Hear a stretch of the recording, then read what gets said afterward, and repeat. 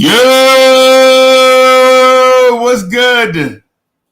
What's good? Repping our boys today. You know what I mean? What's good? What's good? Let me check out a little something here. Just check out just to make sure I'm in the right spots. Let me see. Let me see who in the building. Yo, Alfonso, who care? What's good?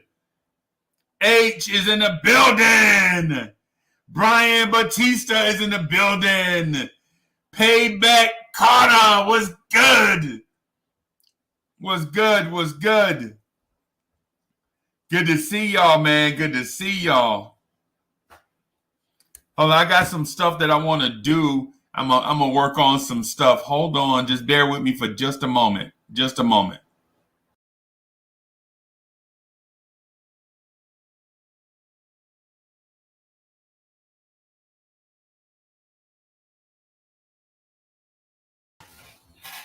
Yeah, I got some. I'm trying to work on some show ideas for y'all.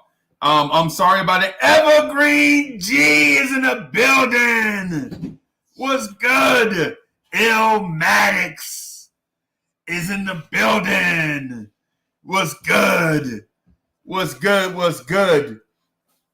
So I got some stuff that I'm gonna work on.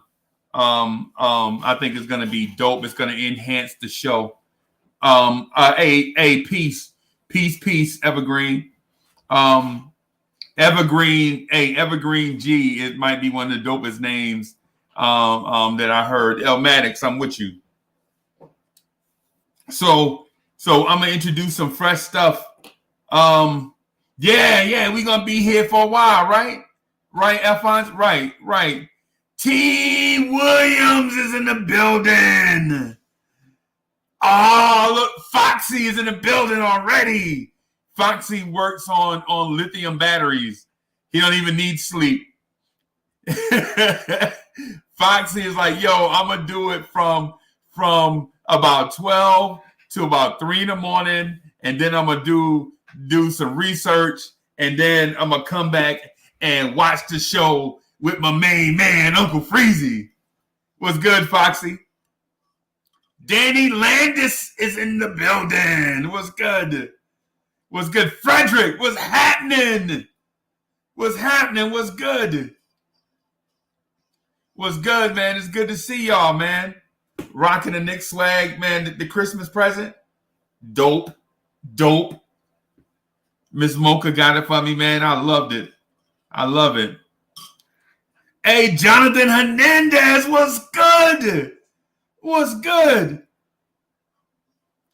What is good? What's good? What's good? Yeah, we live right here now. I ain't gonna front. We live here. Hey, Michael Panzer, what's good? What's good? What's good, man?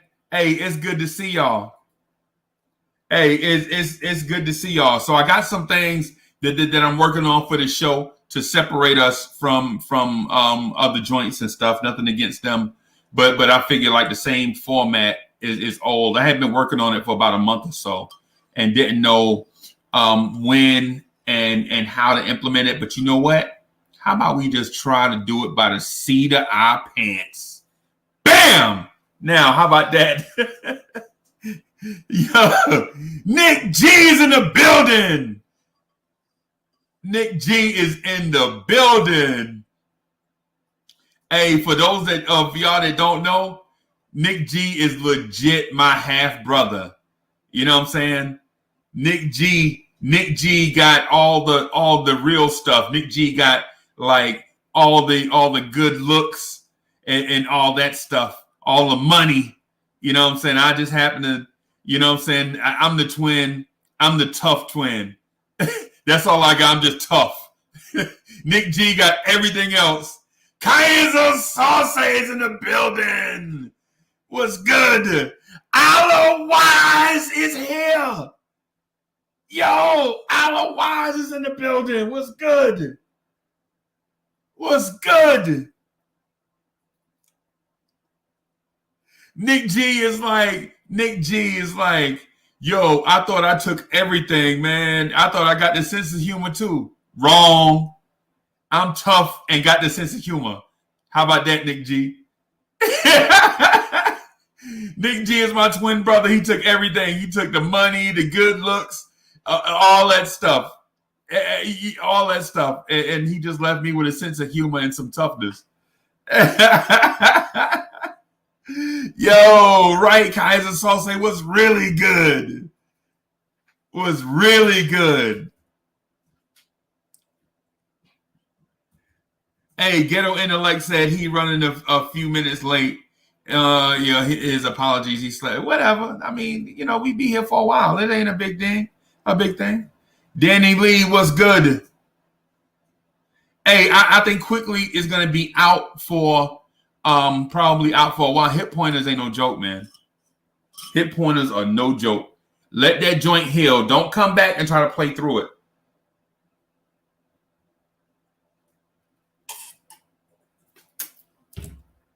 Yo, shout out to Foxy and my twin brother Nick G. By the way. Yeah, Kaiser Sose said he probably won't be back for a while. Probably after the week after next.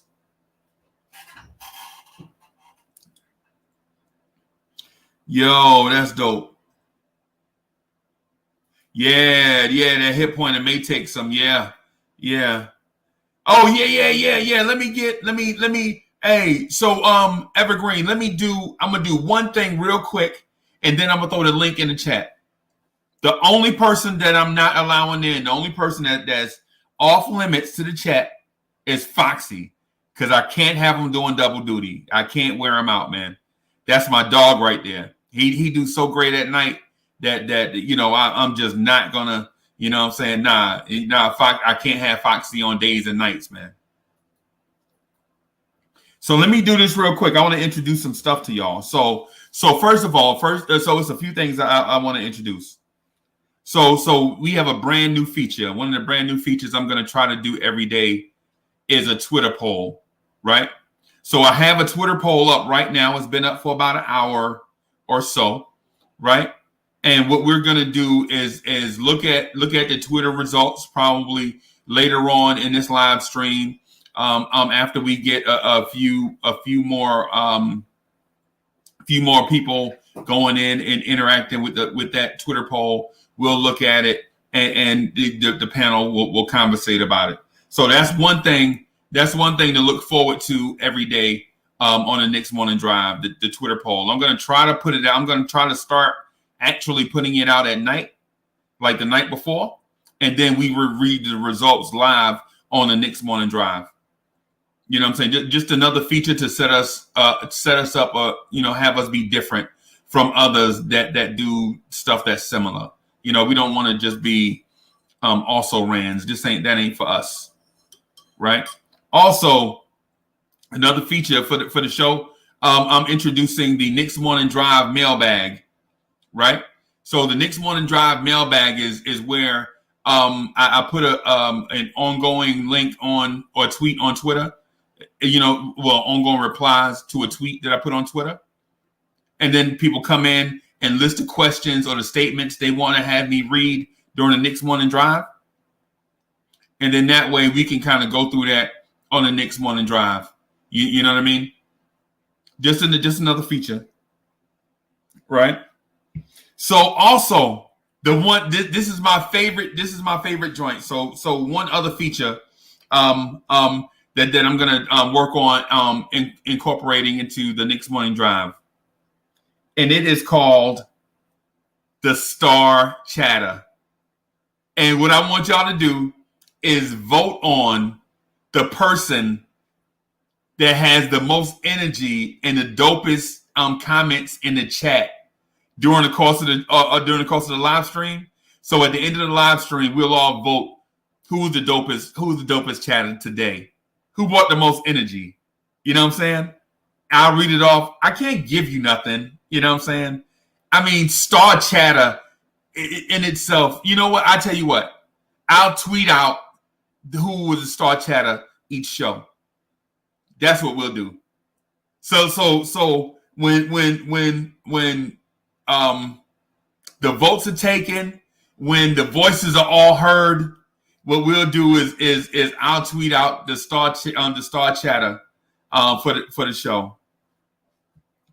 Hey, free super chat comments. I don't know if we can do that, but I don't know.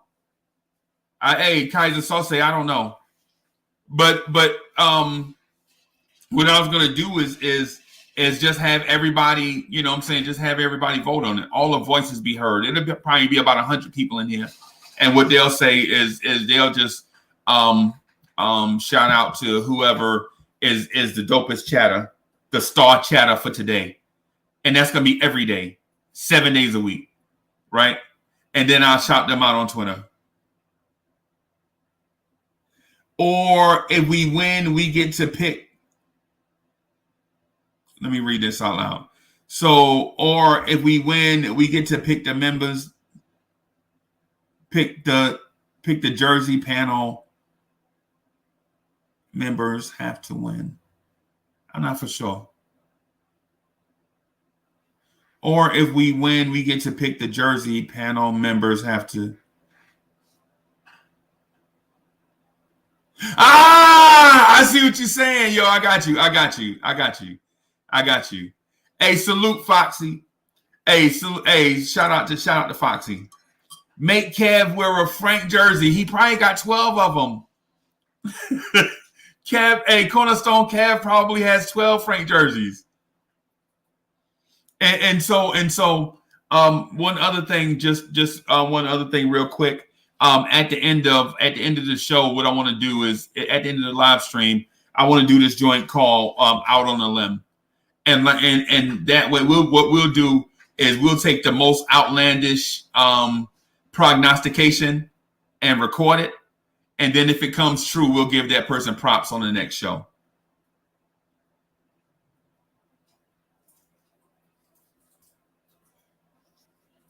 How about that? So out on the limb should be easy. You just go out on the limb with something out on the limb, sane. That's got to be sane. It can't be too crazy, right? Nick G says make Chuck wear a Frank jersey. So let me do this right quick. I'm gonna put the invitation out here for my peoples. I just wanted to get through that real quick without interrupting them. Or without the details of it being interrupted. Yeah, hey, y'all need to keep track of the bets. Somebody needs to keep track of the bets. Darrell Thomas was good.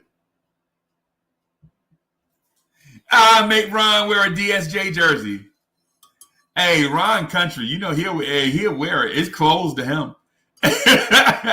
Hey, Ron Cleveland, that's my guy, but you know he country, so it'll just be like wearing clothes. It ain't nothing.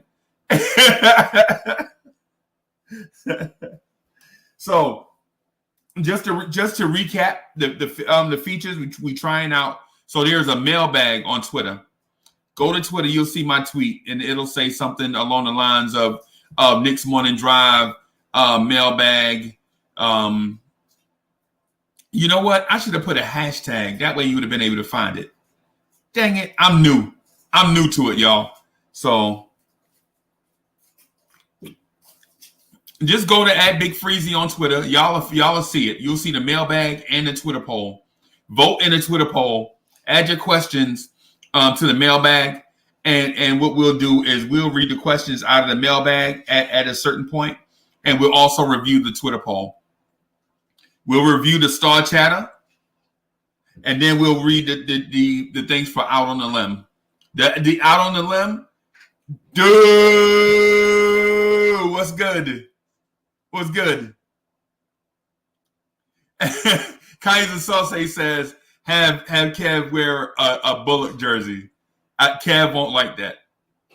Kev would not like that. I'm just saying. Kev would not like that. I'm just saying. Yo, so here's our guy. Our man. What's good? What's good? The naughty gear was requested today, so I didn't want to let the fans down. Salute to the down, chat. Big Freezy, thank you for another morning having me. Stephen Fox, you're too kind. To the Knicks at Night crew, love you guys, man. I'm here for you, Freeze. A little late, slept in. You know, it's holiday season. I slept in a little bit on you. But, boss, I'm here. I'm charged up, and it's game day. It's game day. Hey, you know what? So I don't know if you heard. So I'm working with new features on the show. So I have a mailbox out on Twitter right now. Right, it's actually a tweet, and basically what I'm doing is I'm gonna read. So I'm asking people to ask a question or make a statement on Twitter also, and then that way I'll read some of that stuff on the air on the live stream, and then we'll have something to rock with. I have a Twitter poll out there, and the Twitter poll is this: what New York Knicks has made the most progress from last season to this season, right? And there are four candidates: it's Julius Randle, R.J. Barrett, Kevin Knox, and somebody else. I can't remember who the fourth person was. You know what? Let me go to Twitter and find it. How about that? You probably put DSJ in there. It would only be DSJ or Bullocks, I believe. It's probably the only ones left. Or Mitch Robinson. Mitchell Robinson. That's who it was. It was Mitch. It's Mitch. That's who it is. It's Mitch. Let me find it. Let me find it. Yep. So it's R.J. Barrett, Kevin Knox, Julius Randle, Mitchell Robinson in the Twitter poll. And right now there are 6 votes, and Julius Randle is in the lead. How do I find it? Where do I go? I see your tweets and there we go. Tweets and replies. Here we go. Yeah. So just want to talk some current event stuff. Hey, Julian Blum was good. Is that am I following the right page? Yeah, well, you emailed me yesterday, right? Yeah. I don't know. No, I DM'd you yesterday. DM'd you, that's what I meant. DM, email. I'm old, brother. Yeah.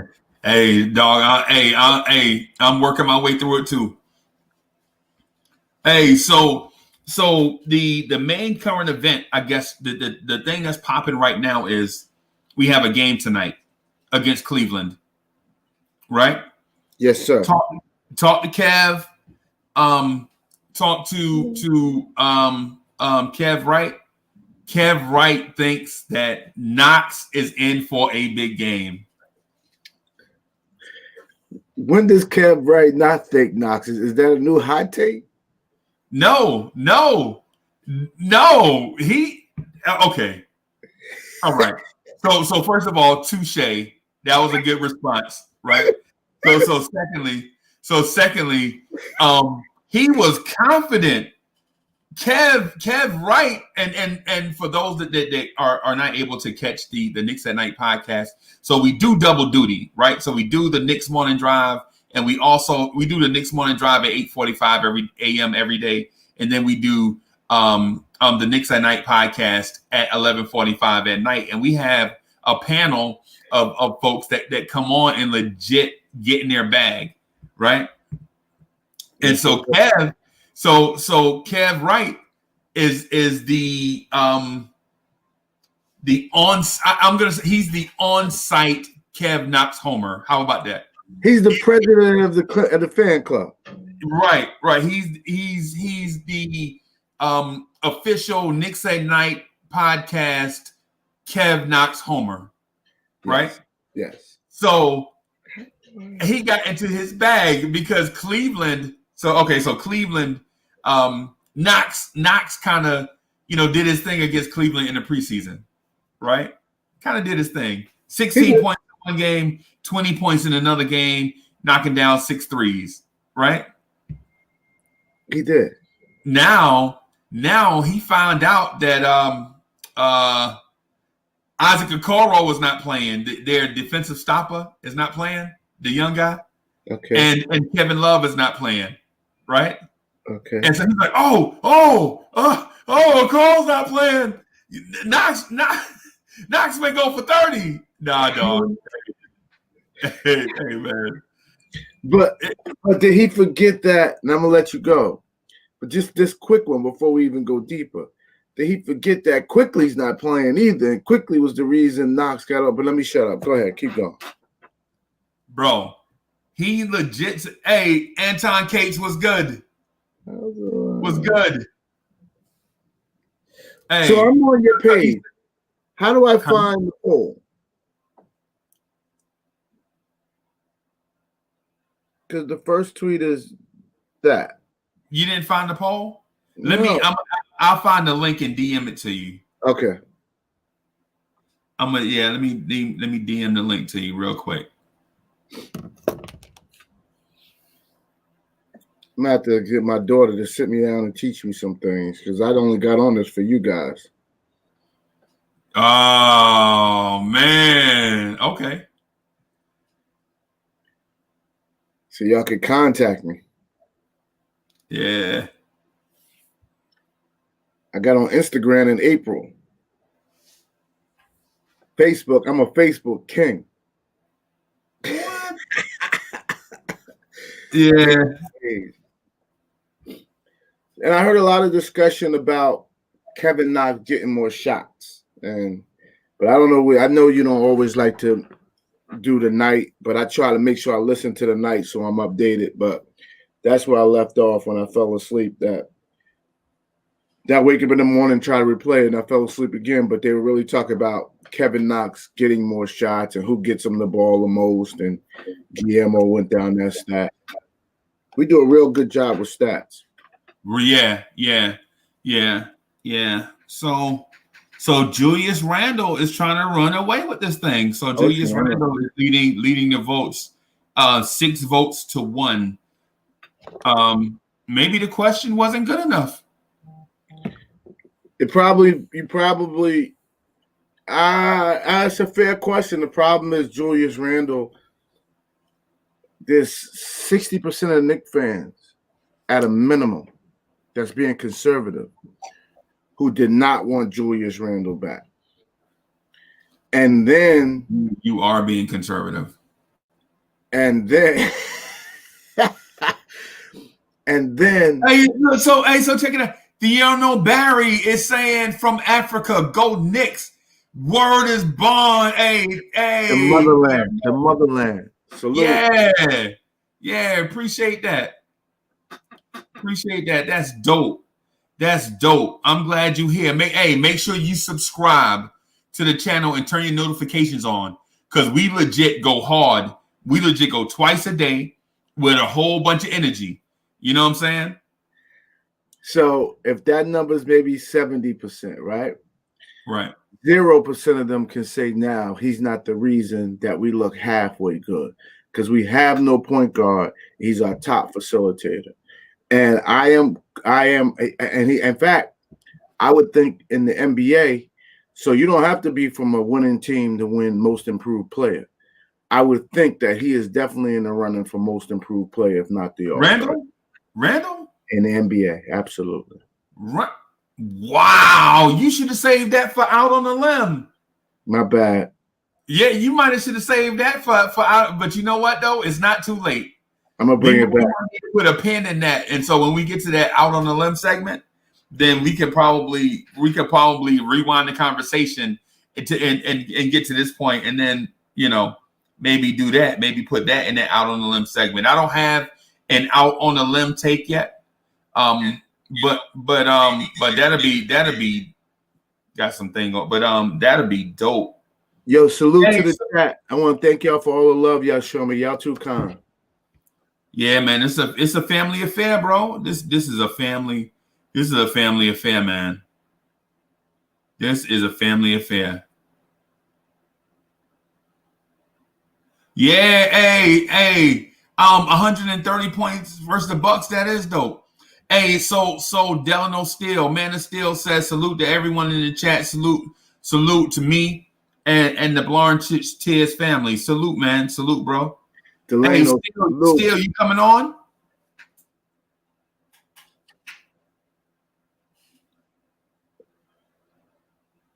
I'm trying to find the mailbag portion so to see if we have any things in the mailbag. Next time we do the mailbag, I'm gonna put a hashtag in there, like hashtag mailbag. And where's the mailbag on Twitter as well? Yep, the mailbag is on Twitter. Yeah, I'm gonna need a tutorial and later on. I'll hit you on the DM. Right. No doubt. We'll get it popping. Make sure everybody's straight. So just for the chat, just for the sake of the chat, I'm not ignoring the chat. I'm just kind of doing. Steve, hey, Foxy knows like what I'm doing. Like I'm doing 19 things at one time, and so it looks like I'm distracted, and it's because I am. So how do you feel about? You got on Knicks gear today? You never got on Knicks gear. Show us that shirt, player. You'll never, because you ain't never got on Knicks gear, homie. So instead of the shirts, I have a lot of Knicks shorts. Okay, you know, the basketball shorts or whatever. So yeah, I rock the shorts just about every day or every other day or so or something like that. You know what I'm saying?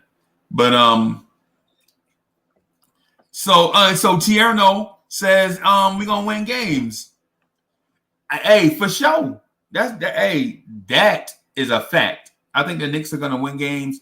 I think what happens to us tonight if we win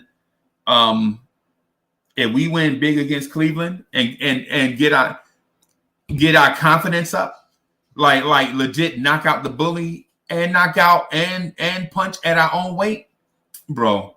Ain't nothing you can tell cats in New York. I'm telling you now. So I wanted to do some research. I didn't do it, but here's what concerns me. I see Cleveland is 3-0. Does that mean they've been hitting their outside shots? Because they're a big time outside shooting team. Has Drummond, but I got to do better when we scouting before I come on the show.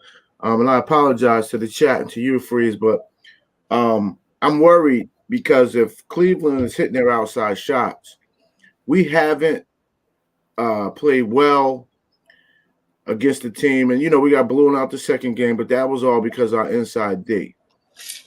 But the 3 games we play, nobody has shot well from the outside. Right. And I believe if they did, the game would have been different. So I think we're going to have to pack in that zone tonight to stop Drummond. If not, we'll be in trouble. So if we pack in that zone and they hit outside shots, what happens? I'm here to tell you, I think Thibodeau has the cure for what's ailing teams. You know what I'm saying? I think Thibodeau's defense is going to shut this mess down. Okay. Thibodeau is going to shut this mess down. We agreed last game it was the zone, though. Well, I think it's if we go man with Elfrid Payton, and if I say this other cat's name, the chat's gonna go crazy. So I'm gonna say, yeah. So I'm gonna say this. So I'll say this. I think if we go man up with Elfrid on Elfrid, RJ, Frank on Sexton, they can't score. Who else do they have? Well, they got the Garland kid. You said Okoro's out, so then they're going to be light at guard tonight. But what I'm thinking, though, with Drummond around the paint, they're going to try to break the defense down and kick to Drummond or try to kick out. I mean, that's been their offense. Their offense is letting Sexton down, penetrate and kick. But if they don't have – has Love been playing this year? So he's been playing this year. He's just out tonight? I'm not sure. Yeah. But you know what? I'm not going to overanalyze. It's still early in the season. most importantly, we got to play with some. I tell you what, we got to keep shooting how we've been shooting. We've had some great. I'm telling you, we had shot bad in the third quarter, probably the fourth quarter of the Sixers game. So that's two. Right. The Pacers game, probably just one quarter. So of the 12 quarters we played, we really only had about 4 bad quarters of the 12 quarters we played shooting. We got to shoot like we've been playing. Noah a lot quickly not playing. Man, maybe, hopefully we'll see him by January 15th. I'm hoping. January 10th. Yeah. But he's out 2 solid weeks, I would assume. Yeah. Yeah. He'll be out for a while. And that's not a bad thing, man. It's just my man got hurt. That's all. You know what I'm saying? What we don't want to do is rush him back and then be like, you know what I'm saying? We don't want to rush him back and then be like, I wish my man would have just, just tried to get healthy. You know what I'm saying? I don't want to have him do that. Hey, look, man, he a rookie. He's not guaranteed to be good anyway, but the potential is there. You know what I'm saying? Just let my man get healthy, and then we'll go from there. And also, we can't ignore that we got a good matchup with, God forbid I say this. Whew. Peyton has a good matchup tonight because Sexton's small, so Peyton likes to operate out of the post. Don't forget that. We've seen a lot of operation of him out the post, facilitating from the post, especially Right. we go to the triangle. And they've had a hard time with Randall. Don't forget Randall in that post point. Right. I don't know. Drummond's not sticking Randall. He'll go by him. So I don't know if who was playing for. So there's gonna be some good mismatches both ways because Cleveland's not, they're not a complete team either. So it's really gonna see who really wants it more and who's shooting well. Yeah. Yeah. So Jonathan Hernandez says, is K Love playing for him? No. Last I saw Kevin Love was out. Right? The last I saw. Huh? The game's in Cleveland? Let me check to see. Yeah. Let me check to see that. Let me do some stats. I'm being lazy. Yeah, I'm just gonna check to see real quick. And so let me ask you this. So if it's at home or on the road, does it make a difference to you? It does make a difference. It will always make a difference. That's not going to change. All right, so it's in Cleveland. Yeah. So here's what I'm concerned of. I'm concerned of the travel, the COVID restrictions, how guys are dealing with that. At least when we're back home, they get a little more freedom. The COVID restrictions, I'm sure, are going to be so tough. So are they going to be chomping up the bit to get out of town? Are they going to be, are they going to bond as a team? Because with the COVID restrictions, I think what's going to be very important is how the team bonds. If you get a cliquish team, I think you need, it needs to feel like one of those college road trips. You know what I mean? Where we all wake up. We didn't care where we slept. Some people slept on the headboard. Somebody slept under the bed. And you woke up in the morning like, yeah, we made it. We made it. You know what I mean? Yeah. So if they treat it like a college road trip, but if if they're professional, saying, "Oh, I didn't sleep in my bed," and we ain't even go out and get a good meal, room service. Because listen, New York City, y'all better be delivering some horrible room service to these teens when they come. No, you better not be laying out the 5-star treatment for the. Hey, you're right. You're right. Well, no, I feel you. I think I kind of feel you there. But it just gets back to the point of it all is just being gritty. Like, are you gonna take this thing serious? Is what I'm thinking. Like when I hear that. Man. Is the stadium? It's cold. It's cold in Cleveland. How long does it take the stadium to heat up? The fans bring more heat, more body heat. So, I'm just curious. Yeah, I would say this. So, so what? So wait a minute. So I saw a comment that I wanted to read. RJ is being punished for playing with a brick like Peyton. Kinda. RJ gotta get in a zone like Peyton did the other night. I agree. I agree with that as well. What I also think is RJ needs to focus on the team getting a basket, not RJ Barrett getting a basket. You know what I'm saying? I think RJ Barrett needs to focus on that. So I think some pressures. Yeah, like trusting his teammates. So Julian Blum says Frank should get more minutes tonight. What do y'all think? Y'all think so? After how he shot, Frank said Knox should play some more tonight. Listen, if Bullock goes out and his jumper, see, I'm gonna be honest. When you look at Bullock's jumper, you see him set up. It's real simple. And when he misses, I almost said he's gonna miss that. You can see it, and I need coach to recognize that. And if Bullock's not hot, man, just take him out. Especially with Knox playing better D, you slide RJ to the 2 and let RJ and Knox play together. Or I'll be honest, this might be a bad take. Might go out on a limb. But if RJ's not hot, what's the benefit of keeping him in the game if you got other shooters on the bench? Like who? So, well, get Knox in to see what he has. Oh, okay. Knox gets some of those looks that RJ has. I put it this way. I'm confident that Knox can shoot a higher percentage from the 3-point line than RJ does. And RJ takes over. You've been talking to Kev W.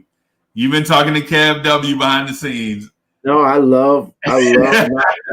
I love Knox's 3-point shot. I really do.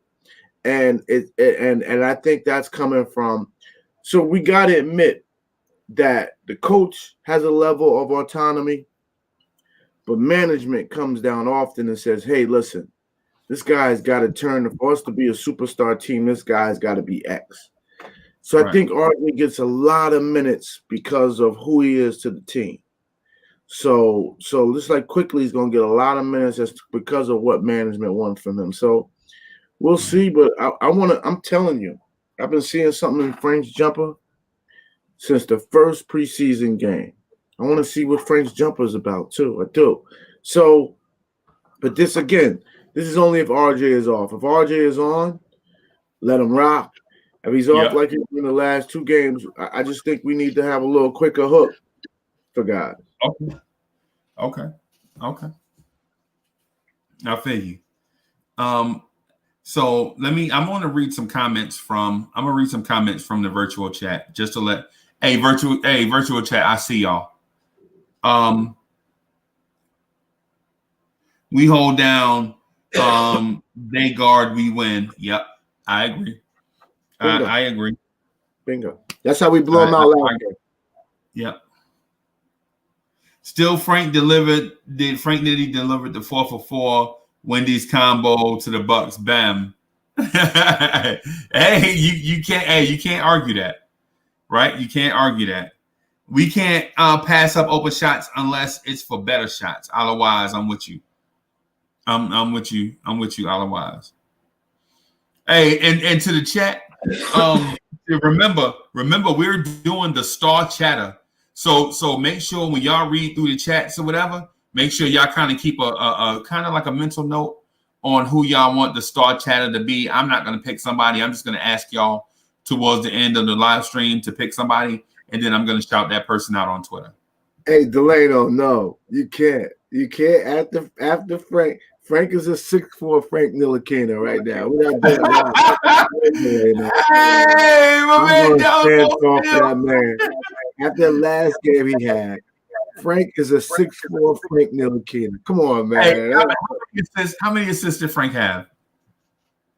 I don't know. None. Okay, right. Everybody gonna follow the leader now. Now he's a 6'4" Jared Jeffries. Back to that. Right, man. Nah, that's not fair. Oh, that's crazy. That's not fair, bro. That's crazy. That's crazy. Hey, G5. Fair, but it's not. Yeah, it was good. Yeah. That's dope. That's dope, man. The joke, it's just a running joke, man. It's just a running joke. It's not like, man. I can't. Hey, man, it's just a running joke, man. They legit have. And so the other day,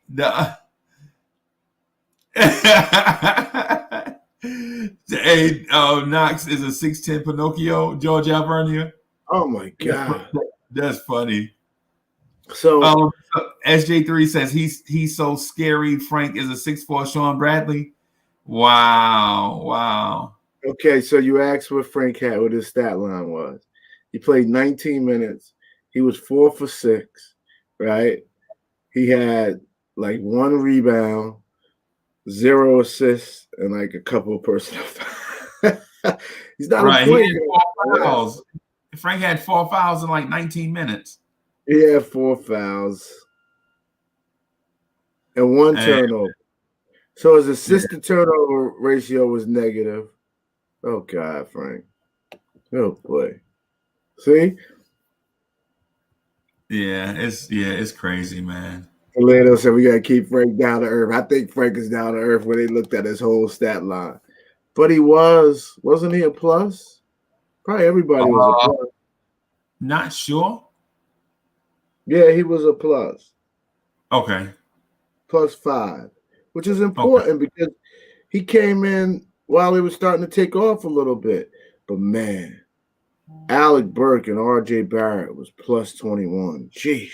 Whew. Alec Burks. So can I say this real quick? Yeah, man. Guys got to relax. Alec Burke has to come off the bench. Must. If he doesn't come off the bench, I don't know why. First of all, they're not. I'm gonna keep saying this. They're not looking. Finally, a coach said it, so I could stop saying it, and people trying to believe me. Doesn't matter who starts the game. Who matters who finishes, especially if it's a 5-point game, one way or the other, and the last 6 minutes of the game is all that's going to matter. Don't matter what happened in the first 3 quarters. That's number one. Right. Number two is who's going to score off the bench. The bench right now is all guys who we want to break out. Alex Burks is coming out there saying, no, I am the man. Give me the shot. So this is very important.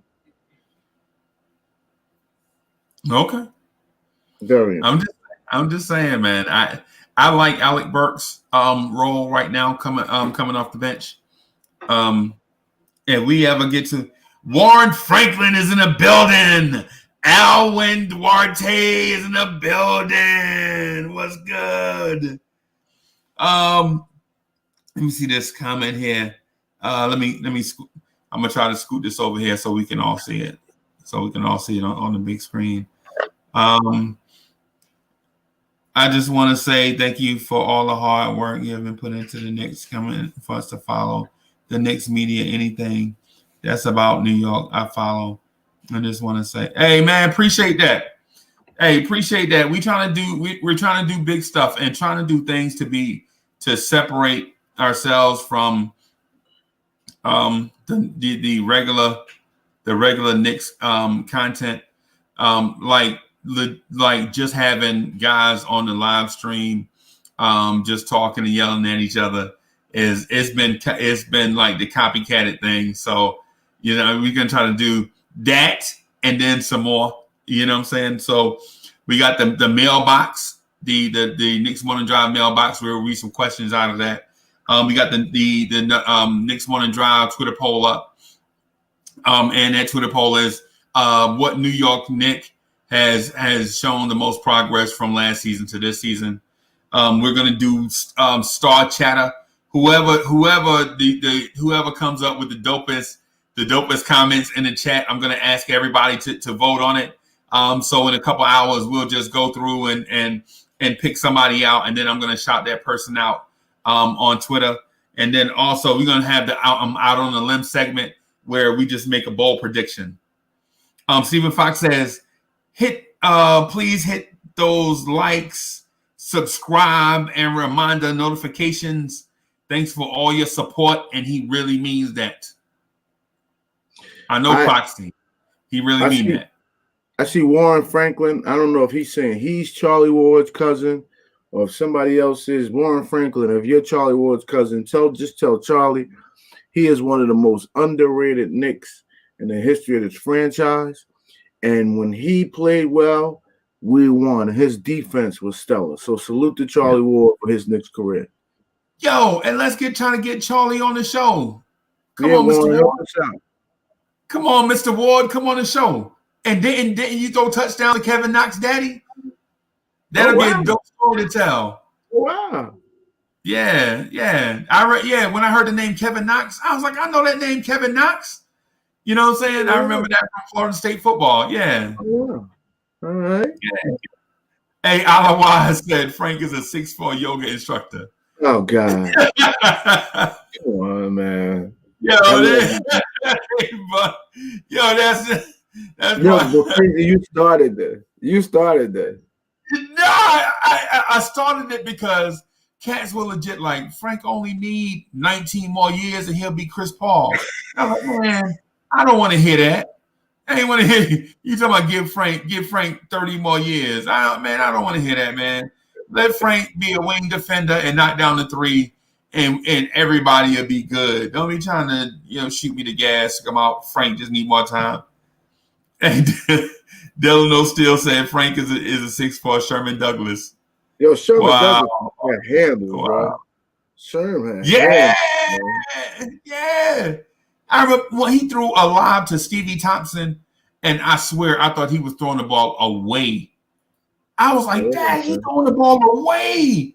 And Stevie Thompson at 6'4", and they said he was 6'4", but we know he wasn't no 6'4". But at 6'4", that dude can jump out the stratosphere. Stevie Thompson was that dude, man. Him, Billy Owens. So who was it? It was Sherman Douglas, Billy Owens, Stevie Thompson, Derek Coleman, right? Yeah. So it was. They had a guard. They had another guard. I can't remember the guard's name. A shooter. Yep. Alawa says Frank is a 6'4" Sherman Hemsley. Well, we moving on up. Y'all be bugging, man. Y'all be bugging. Oh, sorry. Hey, appreciate that. Hey, we appreciate that. So what we doing support now is subscribing, liking, turning on the notification bell, sharing on social media, joining in the video chat, joining in the virtual chat, and commenting on the videos. Just doing everything we can. And if you find it in your heart to throw some bread this way, by all means, that'll be greatly appreciated too. I tell y'all what, if y'all throw bread, I know how Freezy is. He is going to fund the awards that he wants to give out. So just think, if you donate and you are a participant, you probably will get back your donations plus some. I don't want to say in blood. I don't want to use no church references, but you'll probably get your donation back and some. But Freezy, you got to do me a favor though, and I don't want YouTube yelling at me. But the Cash App, we got to get that popping because YouTube don't play with them taking their money off the top of the super chat. I love YouTube. With disrespect, they take that 30% off the top. So we got to get the Cash App popping too. So then 30. Are they going? They went down, or they trying to look out for us? It might be 50. Depends on how much you get. We can't just be giving 50. We love YouTube. Thank you, but you can't just be giving them 50% off 30 to 50% off the top, man. That ain't cool. Yeah. No doubt. So I'm working on that. That and the Facebook page is what me and Foxy talked about the other day. Okay. So I'm working on getting that Facebook page up so that we can share photos and a lot of other stuff. So. Oh, you forgot Derek Coleman? No, I didn't forget Derek Coleman. Oh, you said him? You said Stevie Thompson, Sherman Douglas, Derek Coleman, Billy Owens. Who was the other guard? I don't know. I can't remember. That's the one I was missing. Was it Matt Rowe? Oh, or Shadou Carey? I think that might have been it. Hey, was Raphael Anderson on that team? No. Raphael Anderson was no. Hey, so shout out to Paris Duggar for the super chat. Paris Duggar says, blessings, Knicks family. Yeah, man. Hey, appreciate that, Paris Duggar. Appreciate it. Paris Duggar's he's a real one, man. Yeah. Shout out to Stephen Fox for the Gorilla Glue comment last night. Stephen Fox is one of the hippest white dudes on YouTube, man. Yeah. Hey, Foxy is that dude, man. Hey, Bizman Singh says, if Frank gets playing time, seems like Tibbs is trying to get each point guard involved differently in each matchup. Probably so. Probably so. But the thing about it is we're not privy to what goes on in practice. So some of that stuff, some of the things we do miss, and so we speculate a lot. So, and Alawai says, if Frank hit 5 threes, he'll die laughing. Hey, me too. Because the Frankers will. Oh my gosh, if Frank hit 5 threes, the Frankers will unite. Here's the problem, Frank. Go ahead. And so Delano still says, let me read this real quick, and then I'll get back to. Send invites to other Knicks content creators like Sports Vibes TV, Knicks Media, and CK2K. We need to throw our support in this channel and help it grow even more. I appreciate that, Delano Still. That's our man to Still. You know what I'm saying? He step up for us. You know what I'm saying? Hey, I appreciate that Still. Good dude. Boost Mobile in the building. Boost Mobile. We get some competition in the chat today, but I can't lie. Allah Wise is a tough one to beat this morning, man. There's a few other guys, but he goes hard, man. Yeah, he goes hard. Yeah. And Boost Mobile says, Boost Mobile says, yeah, Freezy, get the call in, so your people can get to the give it. Oh shoot, let me go back up. The chat be moving on me. That's why I'm. All right, there we go. Yeah, Freezy, get the call in. Get that call in so your people can get to give it up to the Cash App. Okay. All right. Yeah. Yeah, man. So we'll start moving in that direction for sure. Because what we want to do is make sure that we grow this show and then not be the same as everybody else. We don't want this joint to be, even though this right here is the show for people to come and vent, Knicks fans to come and vent. This is the sounding board. You know what I'm saying? For y'all to come in and have y'all say be heard. Want to grow it, get more Knicks fans in here. So our conversations to be more robust and have more layers to it. So Anton Kate says, y'all getting beat on the super chats. Get that Cash App popping. Hey, I know. We're gonna work on it. We definitely gonna work on it. You know what I'm saying? It's one that we probably are way behind on it. So, hey, Danny Landis says hip hop hooray. I know what that was. That's Naughty by Nature. Yeah, that's the Naughty by Nature joint. So I'm gonna check back to Twitter and check on the Twitter poll. So right now we have 12 votes, and right now Julius Randle is running away with the tally. Yeah, Julius Randle has 11 votes. RJ Barrett has 1. Kevin Knox is 0. Mitchell Robinson is 0. All right, so let me check on the mailbag for us. And so the mailbag thing is new, so it may not be as dope as how we want it to be yet, but definitely the mailbag will definitely be fire by tomorrow. You know what I'm saying? We want to at least start the process. I probably should have did it last night, but you know how everything goes. So I'm gonna go back to and just see if we got something in the mailbag. You sent me the wrong thing, Freeze. You sent me the StreamYard. You didn't send me the link for okay. For the all right. For the Twitter poll. That's all right. Do your thing. Yeah, that's how it happens on on live TV, man. So let me do this real quick. I'll send it to you right now because it looked like to me because I clicked on the share button and it looked like I was. So add tweet to bookmarks, copy link to tweet, send via DM. That's what I want to do. And click on Ghetto Intellect. And it's game day. Let's go, y'all. It's game day. You should have them butterflies in your stomach, yo. You should be, the anticipation. Woo! Let's go. So that should be it right there. You should have it right now. Thank you. All right. There we go. All right. So game day. Man, I'm excited. I'm ready to dish out this L to. Let me see. What is this?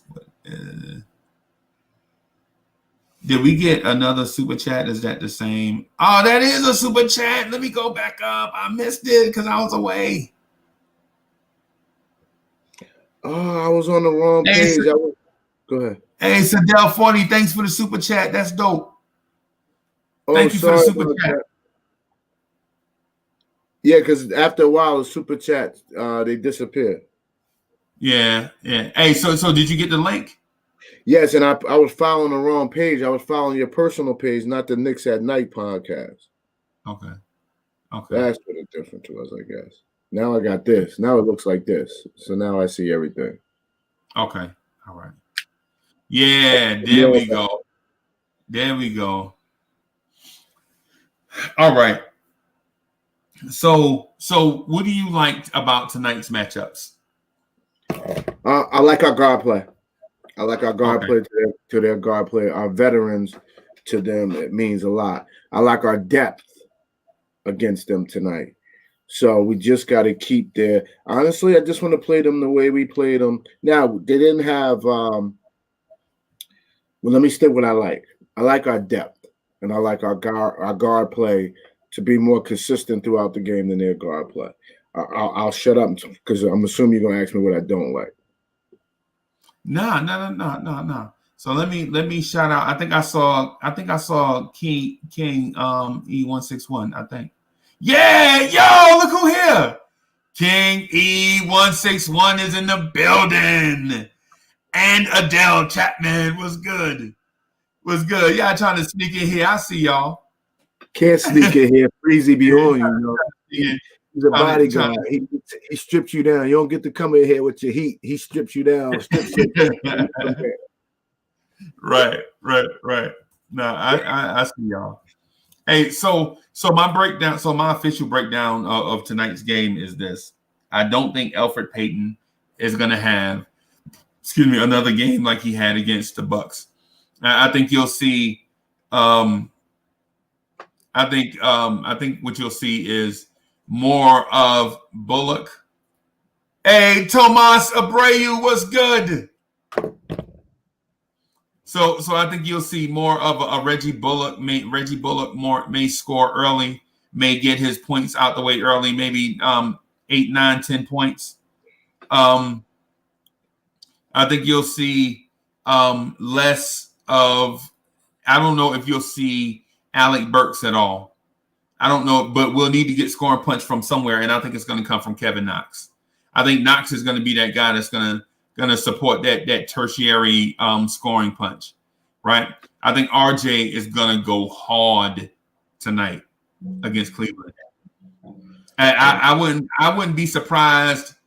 Man-child is in the building. I wouldn't be surprised to see RJ Barrett hit his career high tonight against Cleveland. You know what I'm saying? I wouldn't be surprised to see RJ Barrett hit his career high. What am I missing on this take with Alec Burks? Because that was injured ankle. Aha. Yeah, I would rest him. Then, yeah, that's going to open the door for Knox big time. Now it really makes sense why. And they knew that last night. Did Kevin W. make his assessment, his prediction for Knox, knowing Burke was going to be out? I think so. Hey, King E161. I only have one thing to say about the Cavs being 3-0. So this is what I have to say about the Cavs being 3-0. Y'all ready? So what? So what? That's what I got to say about the Cavs being 3-0. You know what I'm saying? That I don't care. You know what I'm saying? That I don't care. I'm not intimidated by anything the Cavs have. I think they may be feeling themselves right now, but you know what? Here come the Knicks. You know what I'm saying? You got Elf, which I'm not really counting as doing anything, but so if Elf shows any sign of life, I think we can win.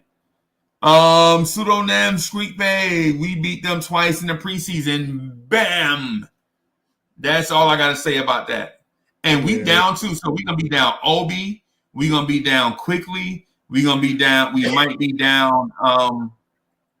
might be down Burks, you know what I'm saying? So we might be down a few people, right? But I mean, I don't care. Feed RJ. That's all I'm saying. Feed RJ, and you can slide RJ back to 2 and plug Knox in too. That's an option. Yep. So, yep. Because RJ can eat. What's going on? What's up, brothers? Morning, Blanche Tier family. What's going on? What's popping? What's popping? What's good? Let me go on mute. What's good, fam? Oh no, you Gucci, bro. You Gucci. You know you always Gucci. What's up, Lano? What's up? Welcome, bro. What's going on, bro? How you feeling, man? Hey man, I'm feeling good, man. Hey. What's up with I was gonna tell Freezy, man, we need some brandmanship for this Blanche Tears tea. You know what I'm saying? Like every morning we always either me, you, everybody, your OG, everybody got their tea, you know what I'm saying, in the morning. Yeah, so, super fast. Right. Yeah. Yeah, we gotta get us some Blanche Tear tea, you know what I'm saying, going on or something. In fact, I'm gonna go on mute so y'all can get something off and get mine. Hold on, I'll be right back. All right. But yeah, brother. So what we got next? What we talking about next, OG? What we on now? So let me first do this real quick just to establish something. So I got a few features going on, right? Just to separate us from other shows that just come on the live stream and just chop it up. Just want to do something to distinguish ourselves and incorporate more people. So we have the Knicks Morning Drive mailbox that's open right now on Twitter. So I tweeted. Okay. So that people can submit questions and maybe some things that they want us to cover on the show. I also have a Twitter poll up, and the Twitter poll is on Twitter also. The Twitter poll is which New York Knicks has shown the most improvement from last season to this season, and the candidates are R.J. Barrett, Mitchell Robinson, Kevin Knox, Julius Randle. And so we also have a star chatter, you know what I'm saying? So whoever is the livest person in the video, in the virtual chat, I'm gonna shout them out at the end of the live stream. I'm gonna shout them out on Twitter. And then we got a feature called Out on the Limb. And that's where if you want to make a wild prediction, a bold prediction, we're just gonna do that in that segment. And so we were talking about, and right now we're talking about our predictions for tonight's game against Cleveland. But Danny Landis says, Uncle Freezy, I like Randall now. Man, we did y'all were right. You should have been liking Randall low key. I mean, he really wasn't doing nothing truly bad.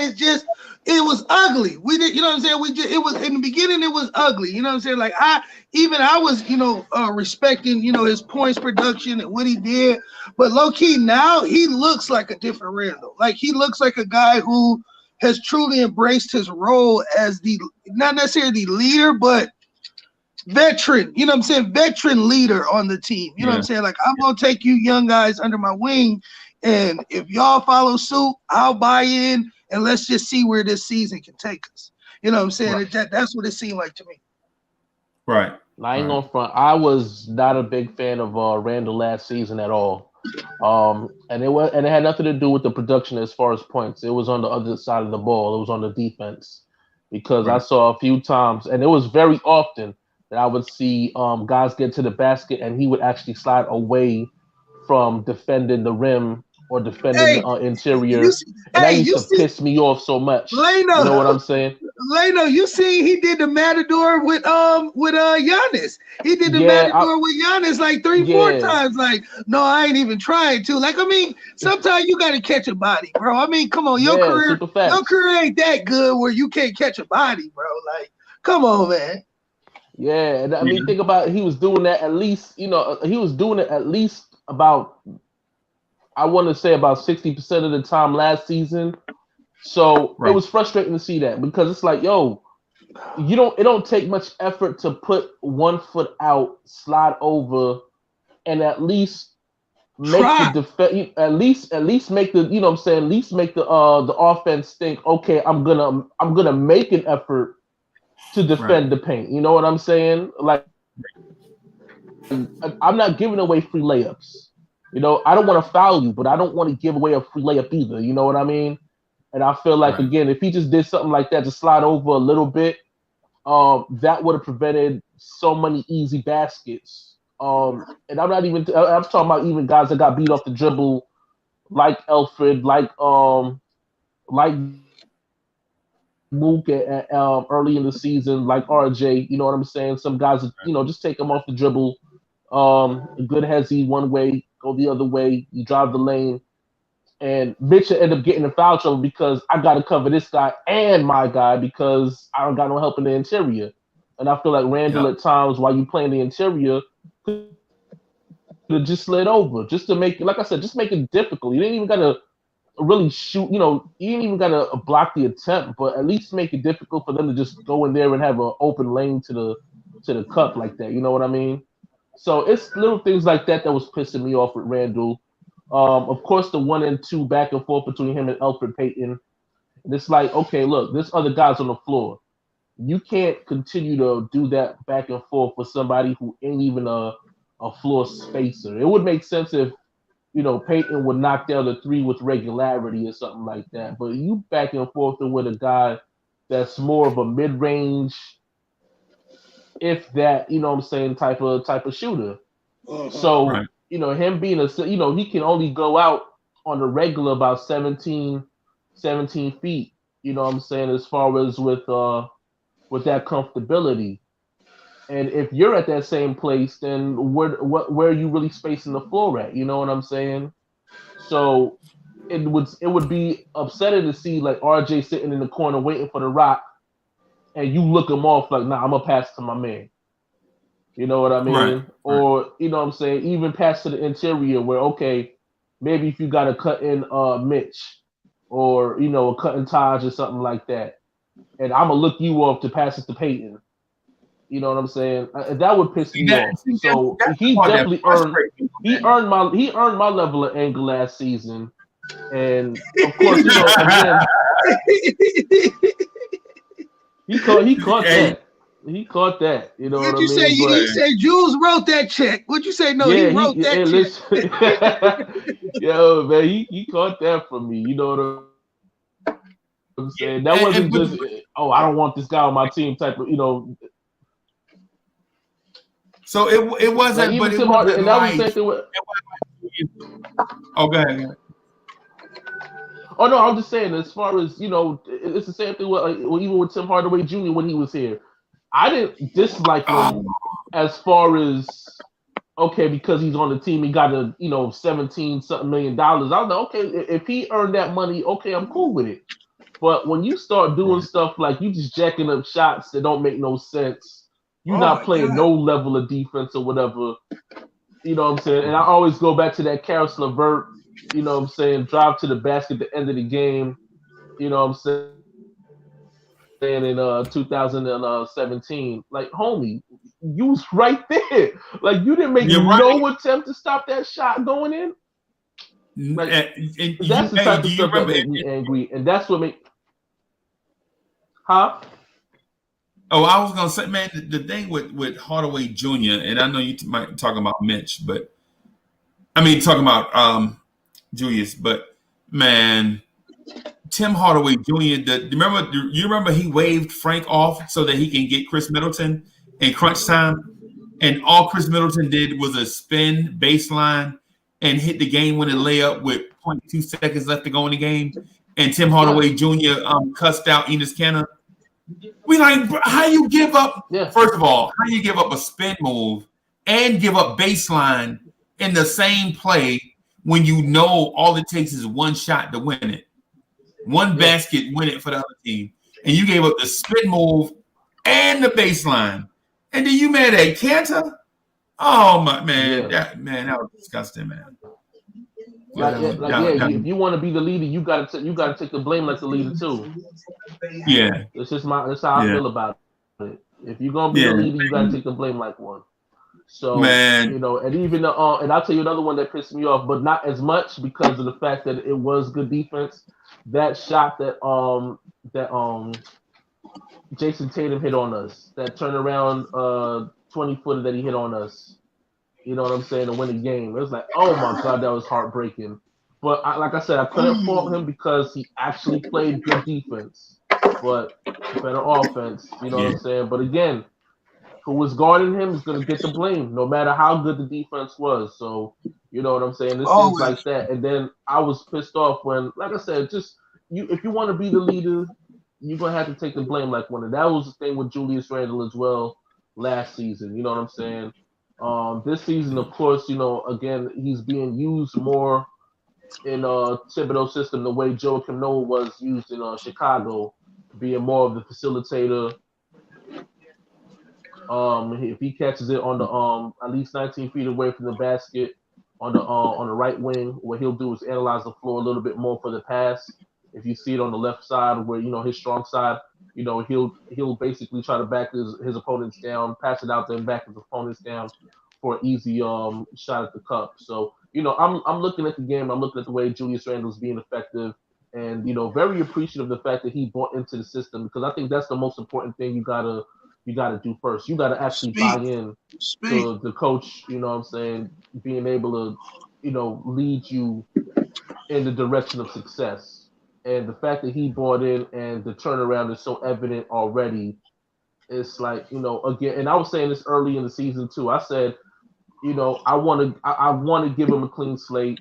Whatever happened last season happened last season. And I would actually pick up his option to help further Obi along without having to put the pressure on Obi to immediately start. You know what I'm saying? So for me, I'm appreciative of the way Randle is playing now. I just had to get out all the stuff that was negative about him last season to kind of get, kind of clear the air, get the sage out, clear, clear all that bad juju out. But we hold grudges though. Man, hey, let me do this real quick. Beans was good. My guy is back. The guy. What up, y'all? How you feeling? Hey, good. Let me read this super chat. Let me see this. Let me read the super chat real quick, y'all. Just real quick. It's a super chat from our guy, Kaiser Sauce. He said, we need to see at least.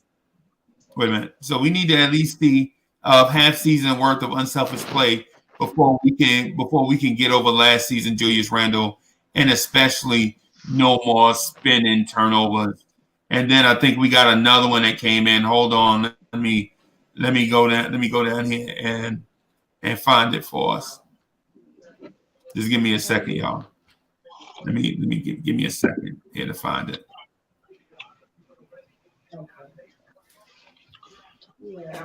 Let me see.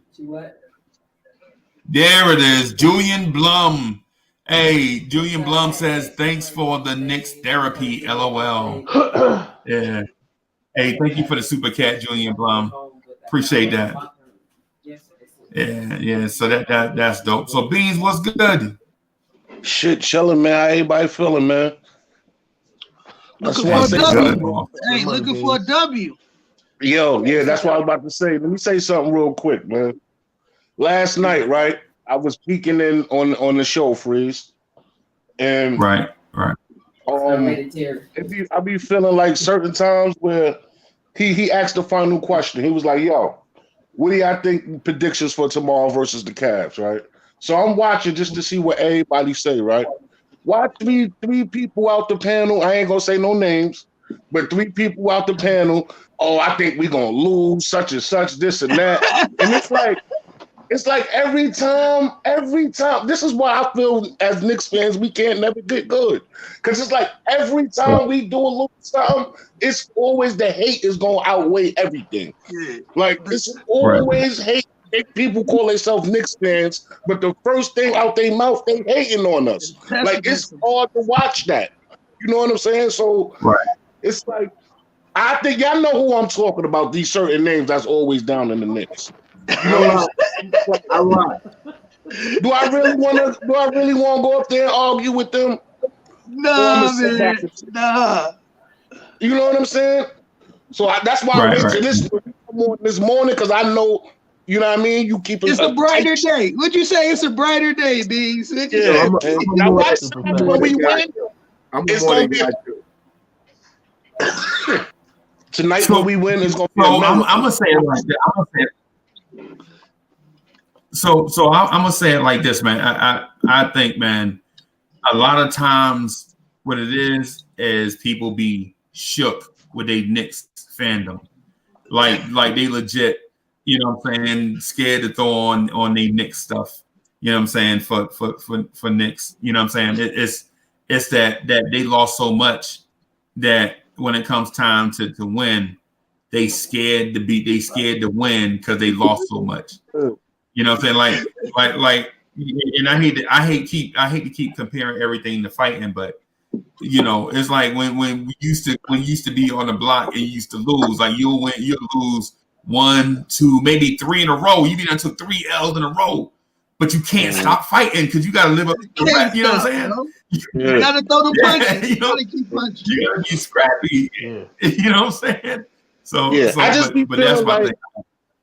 be feeling like we've been bad so long, Free. When we see something good, it's like, damn, let's enjoy this. You know what I'm saying? Yeah. Oh, Randall really wouldn't do this if he had bad coaching and such and such and that. Like, come on, like, can we get into a whole nother? You know what I'm saying? Right. That's all. But besides that, though, we gonna get this win tonight, though. Yes, sir. Yo, being straight up, yo, I was legit about to put an APB out for you. Stop playing. Get on the video chat. Stop playing, man. You know what I'm saying? We be like, hey. Nighttime I be peeking. I ain't gonna hold you. Nighttime I be peeking. I be seeing Prince. I be seeing the guards up there. I'm like, you know what? Let me go up there.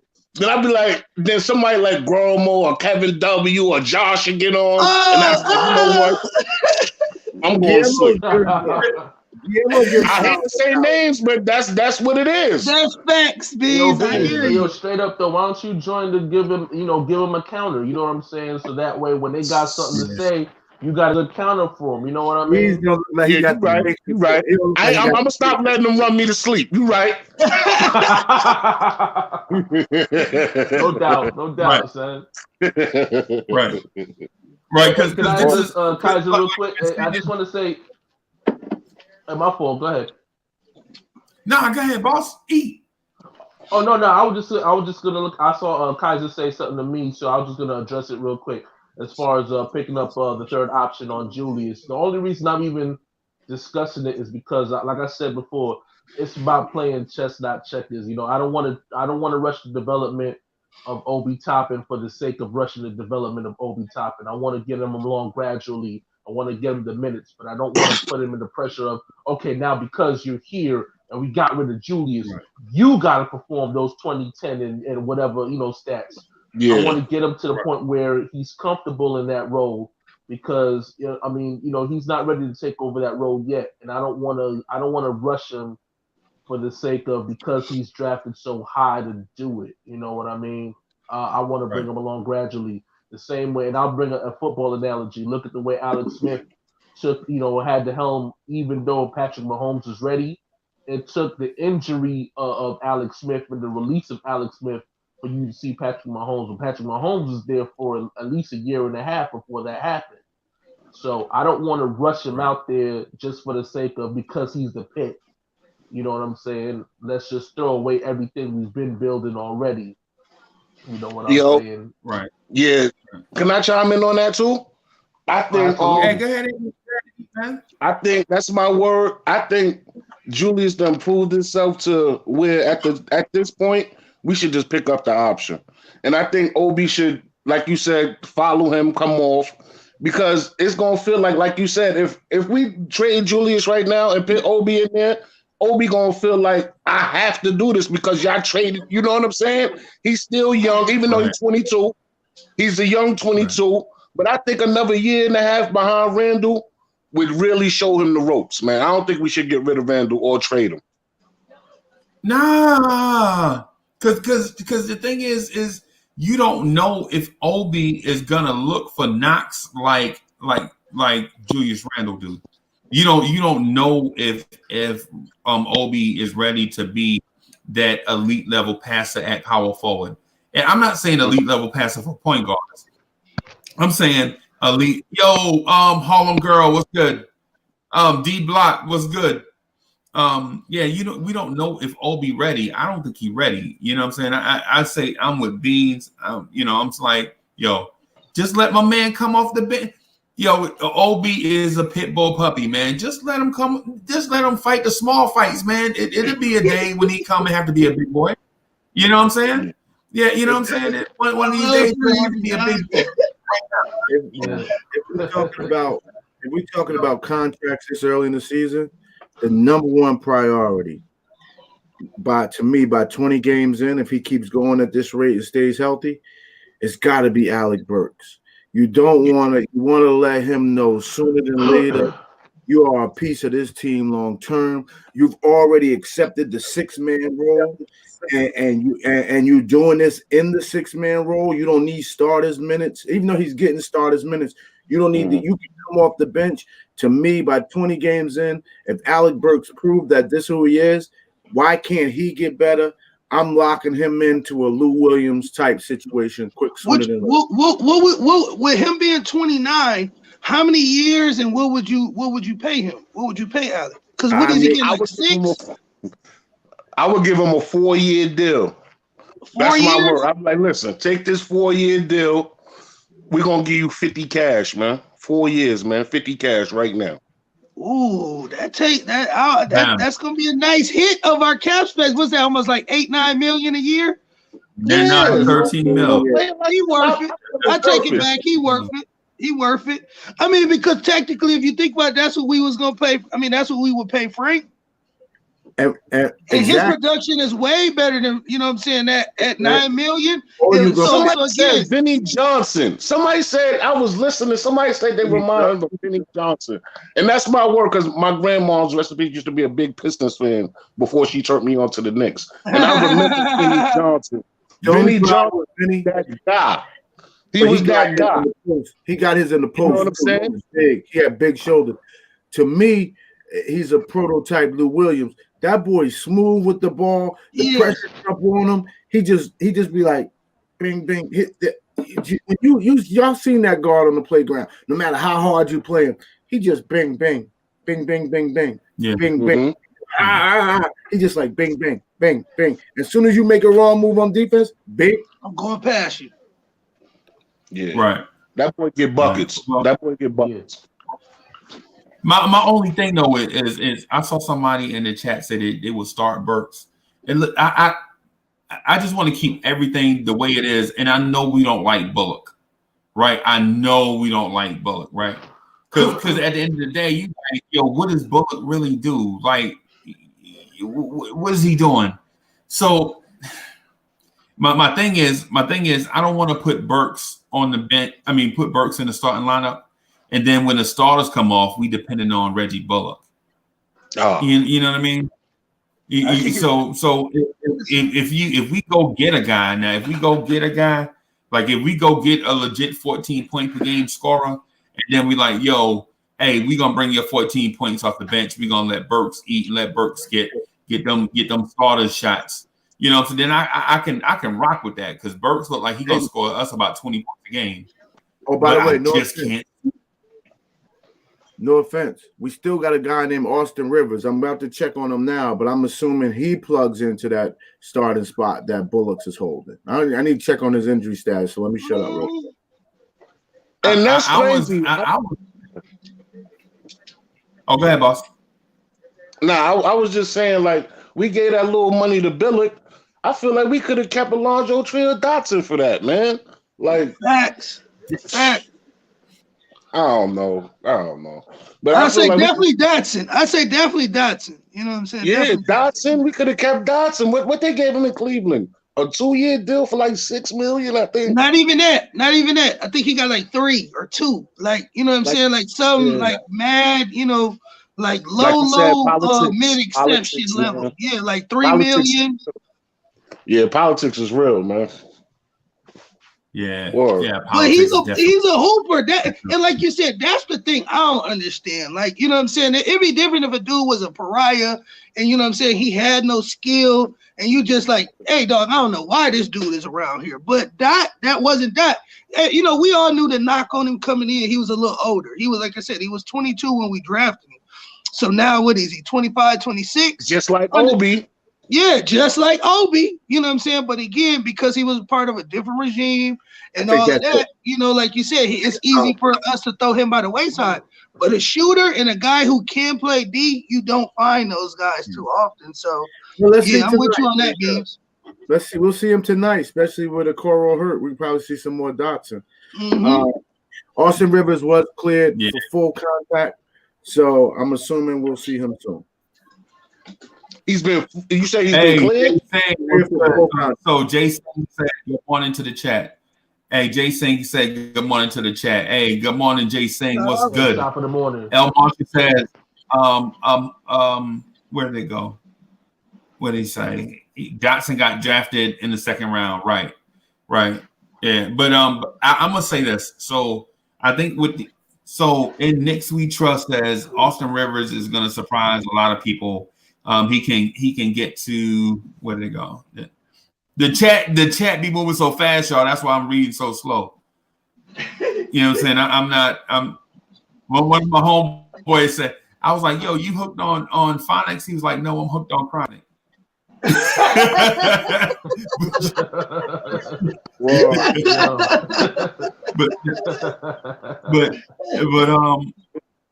So basically, my man, I lost the comment, man. But I would like to see a situation where we get Knox some more shots if Alec Burks is not going to be able to play tonight, because I don't know if we can depend on Reggie Bullock and Elfrid Payton to pick up the scoring slack, and I don't know the status of Dennis Jr. I think he's still out, especially with Frank playing so well. I ain't gonna lie. I think Dennis Smith is fake hurt, man. Yeah, I think he's fake hurt. He's gonna be fake hurt for another game or two, as long as Frank playing well. I think they're gonna hit him with that Fizdale. Hey, we gonna get you right, kid. Like, I think that's where they at with DSJ. Like, we gotta get him right. Like, we can't roll him out like that no more. Like, we got to get him right, bro. You know what I'm saying? Yeah. Like, for real. Hey, so just to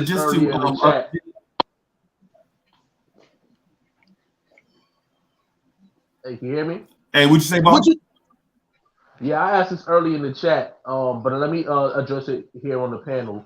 Do you think, based off the way the play of Bullocks and Knox, do you think it's time to maybe shift Knox into the starting unit and have Bullock come off the bench for him? You know what? I think so. I think if you put Bullock on the bench, coming off the bench with our 6 man, I think they'll work good together. And I think you put Knox in that starting lineup, because I ain't gonna lie, Knox's defense has been top notch. Yeah, he's playing a lot better. I don't know what's going on, Tom. That kid from his old coach probably got in his head like, listen, man, if you ain't shooting good, you can always play good defense. Facts. And it's showing. It's showing. I was going to say, too, you know what I'm saying? I just think that bigger than anything, it shows us that's Tom Thibodeau. Because, again, now, I hate it, bro. Now, Lano, all y'all cats who was killing me on the Nothing But Nick show for the last year and a half about Fizdale and his trashery. Bro, like he said, you seeing Kevin Knox go into a test with the study guide with, you know what I'm saying, with a good lesson plan. He's going into these tests and he has the, you know what I'm saying, the fortitude to go out there and perform well. Where before, this dude didn't, you know what I'm saying, I don't think he even understood what position am I supposed to be on the baseline? Where should I be in help gap defense? Where should I be, you know what I'm saying? Like, I don't think none of that was even being portrayed to the kid, or if it was, it wasn't being portrayed to him clear enough. Because now, like OG just said, we clearly see Knox playing 10 folds better defense. He's more tentative. He's more understanding to the player that he's guarding. You know what I'm saying? What's their skill set?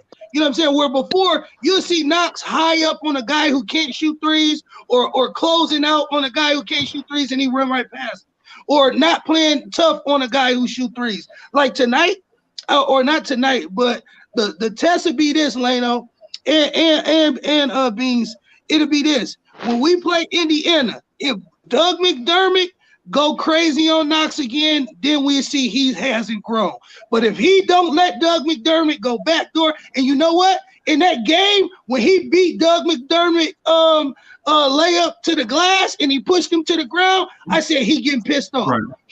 That's the first time I seen Kevin Knox get pissed off. I said, this kid, he see, no, I'm tired of this shit. Excuse my language. I'm tired of this. Right. Like, no, I'm not gonna let this scrub keep, you know what I'm saying, keep making me look stupid out here. And that was like when the frustration blocks. Like, no, dog, I got enough athleticism. Bro, you're not getting this easy bucket layup on me. No, bro, no. So again, I would love to see that, but I believe so. Kevin is definitely growing, man. My baby's growing. So is he going to be able to translate that same energy from offense to defense? I mean, from defense to offense. I think he can. Yeah, with the right, and as we see, like, and that's why I said this on Nothing But Knicks, that as we seen in the last game, Kevin, I wish he would have inserted himself more. Even though we won the game and we played a great game, it was times I wish he asserted himself more. But in the flow of the offense and the way that Kevin's playing, we can't ask much more from that kid. You know what I'm saying? Because again, when he's getting the ball, you know what I'm saying, on those curls, he's attacking. When you know what I'm saying, when he doesn't have a shot, he's either pump faking, giving it up quick and moving. You know what I'm saying? So again, we're not seeing the stagnant, I don't know really what I should be doing, Kevin. So again, like you said, Freezy, his mindset is defense, rebounding, transition. Now, again, in those three facets, if my offense flourish, and energy, if my offense flourish, I'm great. You know what I'm saying? But even if not, I can still be a consistent player that my team can look at me as somebody that, you know what I'm saying, that's an asset on the court when I'm out there. And again, as long, like I said, he had 5 rebounds before he had, or 3 rebounds before he had 2 or 3 points. So I was super happy to see the kid out there grabbing rebounds, not waiting, actually grabbing them, pushing the break or giving it to his PG. I love to see that. So yeah, Freezy. So you feel confident that he can do that consistently? My thing with Knox is I'm not for sure if the lack of point guard or consistent high-level point guard play is going to be beneficial to Knox. I think he may have to put that ball on the floor and get into Knox mode. Yeah, I remember Knox mode from some summer camp 3 years ago. Mm-hmm. Remember the 2018 summer camp? I think it was. Mm-hmm. When Knox was putting that ball on the floor, running pick and roll with a big. I think it was Mitch. Running some pick and roll with Mitch. And I'm not saying that he's a pick and roll handler. I'm not going that far. What I'm saying is I think my man has to kind of have that ball in his hand for him to get in his bag. If we see some of that, man, I'd be all aboard on the Knox train. Freeze, like I've been screaming, bro, for the last couple of games. We haven't even seen Tibbs call nobody number, bro. Like, he's not calling numbers. He's just like run the sets. Whoever gets the best shot, shoot it. You know what I'm saying? He's not calling people's numbers. So when he calls RJ number, when he starts to call Knox's number, trust me, I bet he got something in his bag for us, Freezy. He got something in his bag. Randall low key on this team right now. Yo, low key, Tibbs be calling a lot of shit on the low, man. You just gotta listen. Yeah, if you listen to when they running up and down the court, you can hear Tibbs calling the plays and calling the defense. You just gotta pay attention because you know he got that raspy voice. Mm-hmm. So I hear him like when we was playing the last game, I heard him call this play called 50. I don't know what it was, but it was like a little pick and roll joint. But I can hear him because I be listening. Like I wonder what Tibbs is saying to them. Okay. Every time they run back and forth, you hear Tibbs. Right. Okay. That's good though. To me, that's a good thing. I love it. That means he recognized personnel or trends or sets that the other team is trying to use against us. Mm-hmm. Coaching, ding. Yeah, that's a big plus, man. Yeah. You can just see the difference. It's only games, and we can see the difference from the last 3-4 years. How does that? Yeah. DSJ is one Kentucky guard drafted from being off the team. Well, he wasn't a Kentucky kid. He's not a Kentucky kid, but okay. I'm the president of the Bring IT in here, man. I think you should bring IT in here still. Oh, man. What? Hey, well, Beans, you ain't the first person who said that. Somebody else posed that too before. I said that I think it might have been you. It might have been you, It might have been you. And I, the only knock on IT I have is his size. But again, if in our defensive philosophy, if we can hide him some way, I mean, I wouldn't mind trying him out. I wouldn't mind trying him out. We got Harper on the bench. Right. So Nick Yak said, just got here and we trade Knox again. Did we trade Frank also? Nah, Nick Yak, we ain't even talking about trading Knox. What are you talking about? Giving Knox. We talking about maybe giving him starters minutes, at least to see if he can live up to it. If he can bring that same energy he brings on defense to the offensive end, to see if we can get something. We know who's not getting chat champion of the day. It ain't Nick Yak. Hey, Allah Wise is going hard today, Freeze. Allah Wise. Yeah. And so, matter of fact, let me refresh with that. So let me refresh with something real quick. So Ruggs 89 New York, what's good? I see you. Who's Mark is in the chat? Who's Mark has been going at it too. What's good? Who's Mark? And we see you out there. You know what I'm saying? What's good? So in order to differentiate ourselves and try to improve the show, I'm adding some other features to the show. Like right now, I have a Knicks mailbag on Twitter where people on Twitter can go and ask questions and put comments. And once we get a good number of them, we'll read them on this show. Also, we have a Knicks Twitter poll up. The Knicks Twitter poll for the Knicks Morning Drive is what New York Knicks has improved the most from last year to this year. And the candidates are Knox, Mitchell Robinson, Julius Randle, and RJ Barrett. And as a matter of fact, I'll give you the update right now. Let me give you the update on the Knicks Twitter poll just real quick. So on the Knicks Twitter poll, up to the second, there are 14 votes, and Julius Randle is the runaway leader with 86% of the vote. RJ Barrett has 7. Kevin Knox has 7. Mitchell Robinson has 0. So it looks like Julius Randle has a big lead. When we revisit this tomorrow, we don't know what the poll will look like overnight, but we'll make sure we revisit this on tomorrow's show. Also, so we're gonna do every day. We're gonna do a star chatter where the person that's the person in the chat that's on fire in the chat will get shouted out on Twitter. Sorry, I can't give you nothing, but the show is young. You know what I'm saying? We gotta get our weight up first. You know what I'm saying? Once we get our weight up, then we'll be able to give away stuff. But also the last thing that we'll do is a segment called Out on the Limb, and that's when we're gonna take people bold predictions and we're gonna put it on record. You know what I'm saying? That way, if it's too crazy, we can clown somebody. But if it comes through, we can give them their props. You know what I'm saying? So we added that just so that we won't be another show that just have the live stream busting and in the chat busting, just a little something. So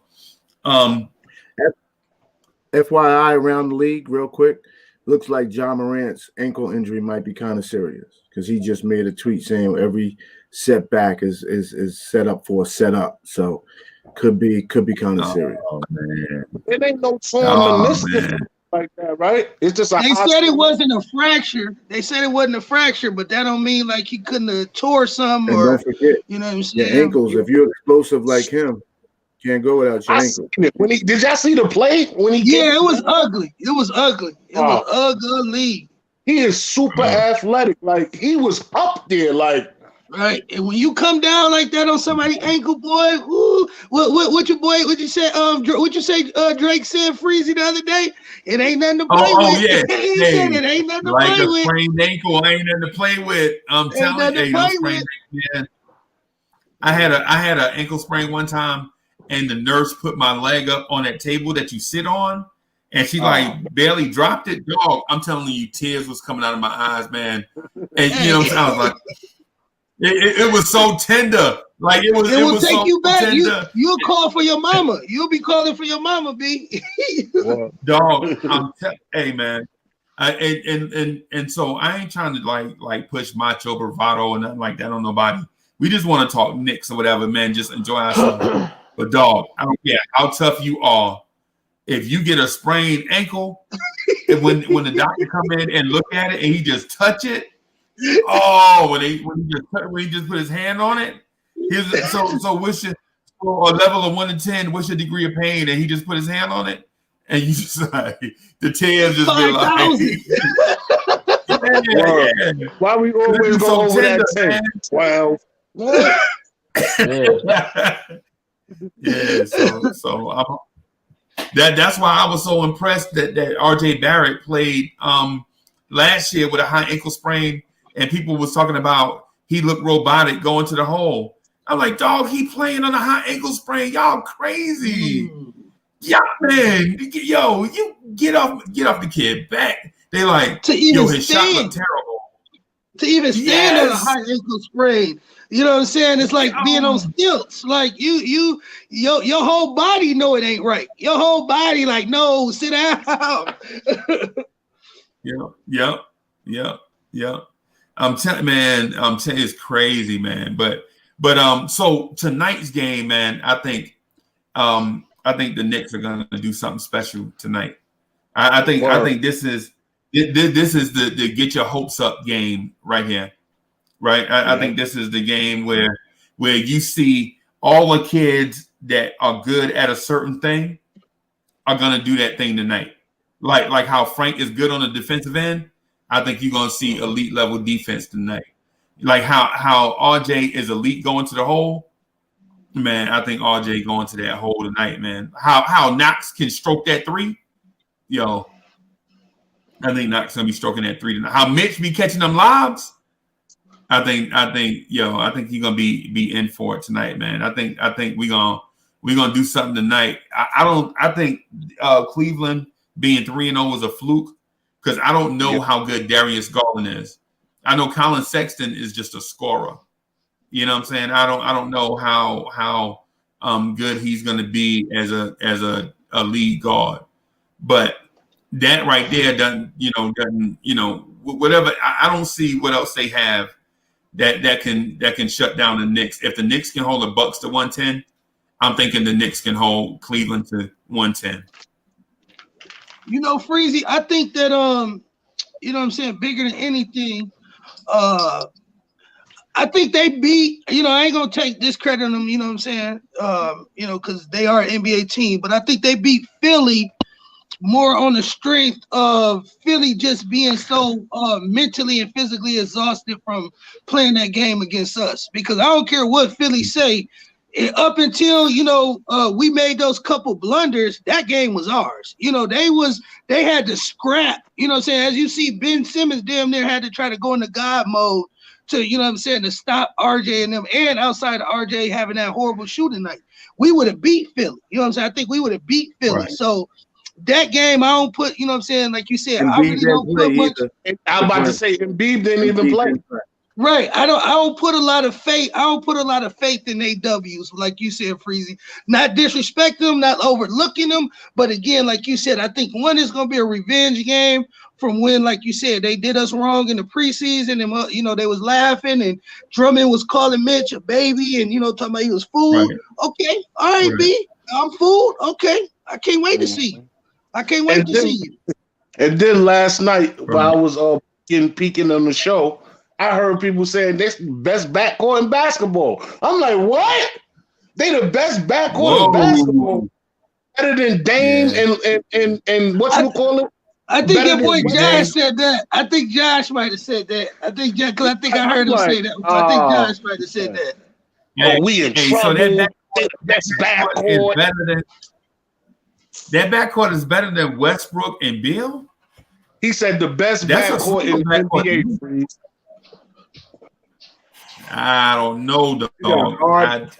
Young man, Kevin Durant. You got Westbrook and Bill, CJ McCollum and Dame. Come on, that guy's bugging. Also, not even. What about Swiper and Buddy Hill? Fox and Buddy Hill. I like them too. Hey, they cold.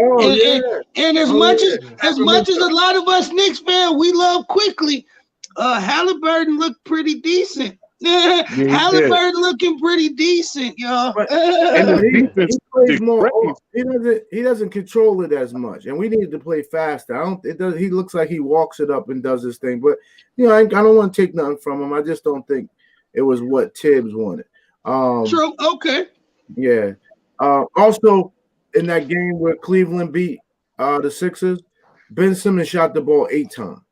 So I just think Sixers took a night off, man.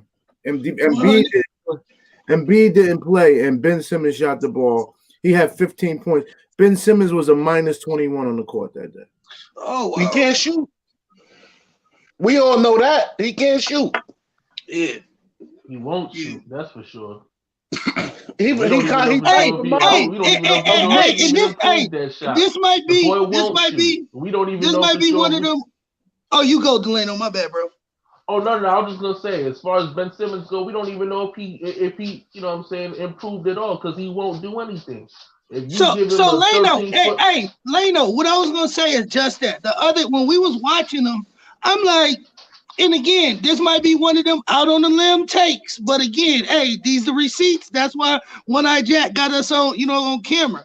But me personally, I'm looking at Knox and I'm looking at Ben Simmons, and I'm like, Knox shoot the ball way better than Ben Simmons. The only difference is, he just don't dribble. His handles ain't, obviously as good as Ben's right now. And the fact that, Ben, I give it to him, he's a physical athlete. But again, Knox is a pretty good athlete too, as we starting to see. What you know what I'm saying? Why does Ben Simmons get chimed as the next LeBron and all of this and that? And then you got a kid in Knox who a year behind him, who skill set way better. You know what I'm saying? Way better to me. But like I said, on paper, everybody loved Ben Simmons. But like you just said, the dude is terrified to shoot the ball. Terrified. Because Knox needs to finish better around the hole. And that too. So I'm saying, once Knox finishes better around the hole, his upside will be way better than Ben Simmons. Thank you. So at least that ain't a crazy take on me, because I'm watching Ben Simmons and I'm like, like when they was talking about that trade with Philly, if we was to get a part of that, I'm like, personally, even though Embiid is trash to me too, I would have preferred Embiid over Ben Simmons. Like, no, I don't want Ben Simmons with us, bro. No, he's trash. Let him go to the Lakers or something. If that's where he gonna go, bro. You know what I'm saying? Because I would have preferred Embiid if we gonna make a trade over there for anything. But yeah, no, I'm not a big fan of Ben Simmons, bro. I'm not. I'm gonna jump in just a little bit. I don't. Hey, so look, man. If hell took over the earth, and you know what I'm saying, and you got to go with your ride or dies, I'm with the Prince 8 days a week, right? But I think Ben Simmons and not the Ben Simmons and Knox comparison is a bridge too far. Like okay. I told you I was going out on a limb. I'm gonna go out on a limb. I told you. Dog. I'm with the Prince. Hey, listen, man, I'm fighting until I ain't got no more breath with the Prince. But the Ben Simmons and Knox thing is just a bridge too far for me. You know what I'm saying? Okay. Freeze. Hey, let me just. So maybe it's something in there that I'm not seeing. Maybe it's something in there I'm not seeing. It could be the Zaza this morning. It could be the good tea. It could be the win against the Bucks. That's Zaza. That's Zaza. That's what it is. But to me, I'm just and even Leno ain't want to go out there with me, but he was like, "All right, B, I got your back." but you know what I'm saying? But just keeping it a buck though. But keeping it a buck. If you be honest and you look at Ben Simmons' whole career though, what can we really say? Like Leno said, have we really seen him grow in any facet, even making his players around him better? Has he done that? Now, pound for pound, like you said, Freezy, right now, yeah, if you playing a pickup game, you might pick up, Ben Simmons. I'm gonna pick up Knox if we playing a pickup game. Because I think Knox gonna do more for us. He gonna knock down trades and all that. Ben Simmons, yeah, he gonna bulldoze and stuff like that. But if you pack the paint, you gotta make this dude shoot. He gonna shoot that thing over the rim. Like, you know what I'm saying? Like, I mean, so I hear you on that, and I feel you. Yeah, it might be an outlandish take, but like me and OG said, in a year or two, when Knox handles get better and he can finish around the rim a lot more stronger, bro, Ben Simmons might be in trouble. You see, he already caught a body on him once already last year when he banged on him. Ben Simmons ain't want to have nothing to do with that. So that's why I'm going to leave that one at that. You know what I'm saying? But I hear you, Freezy. I know you my guy. I know you love me, though. I'm not saying your thought is crazy. What I'm saying is that if hell opened up and demons come and they be on fire, I'm gonna legit fight with you to the end.